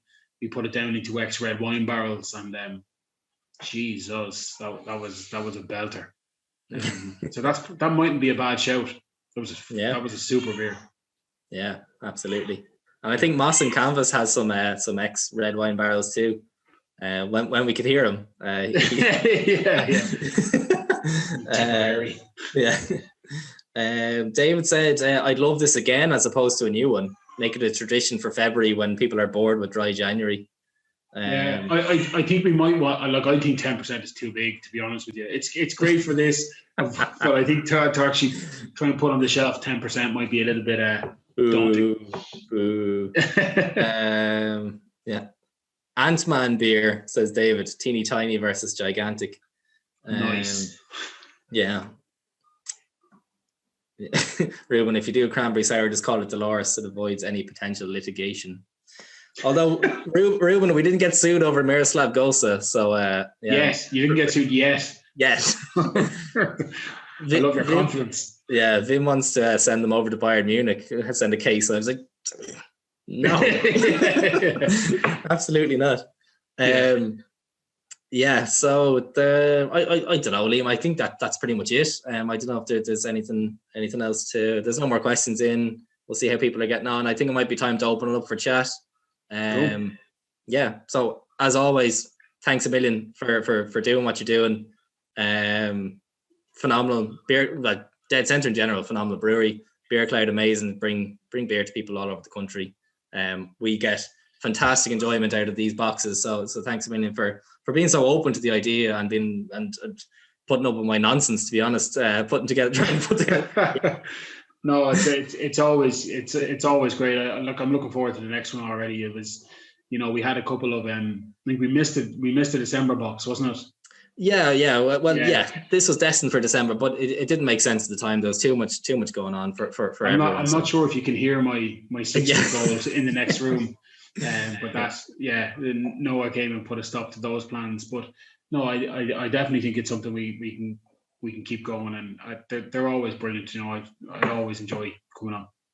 Yeah, absolute pleasure. You're an absolute gent. Thank you so much, ladies. Thank you very much. Cheers. Yeah. And I suppose, folks, we'll wrap it up there. Huge thanks to everyone for grabbing the box as always, supporting independent Irish breweries, and coming on for a bit of fun and enjoying a few beers too. So thanks a mil. We'll cut it there.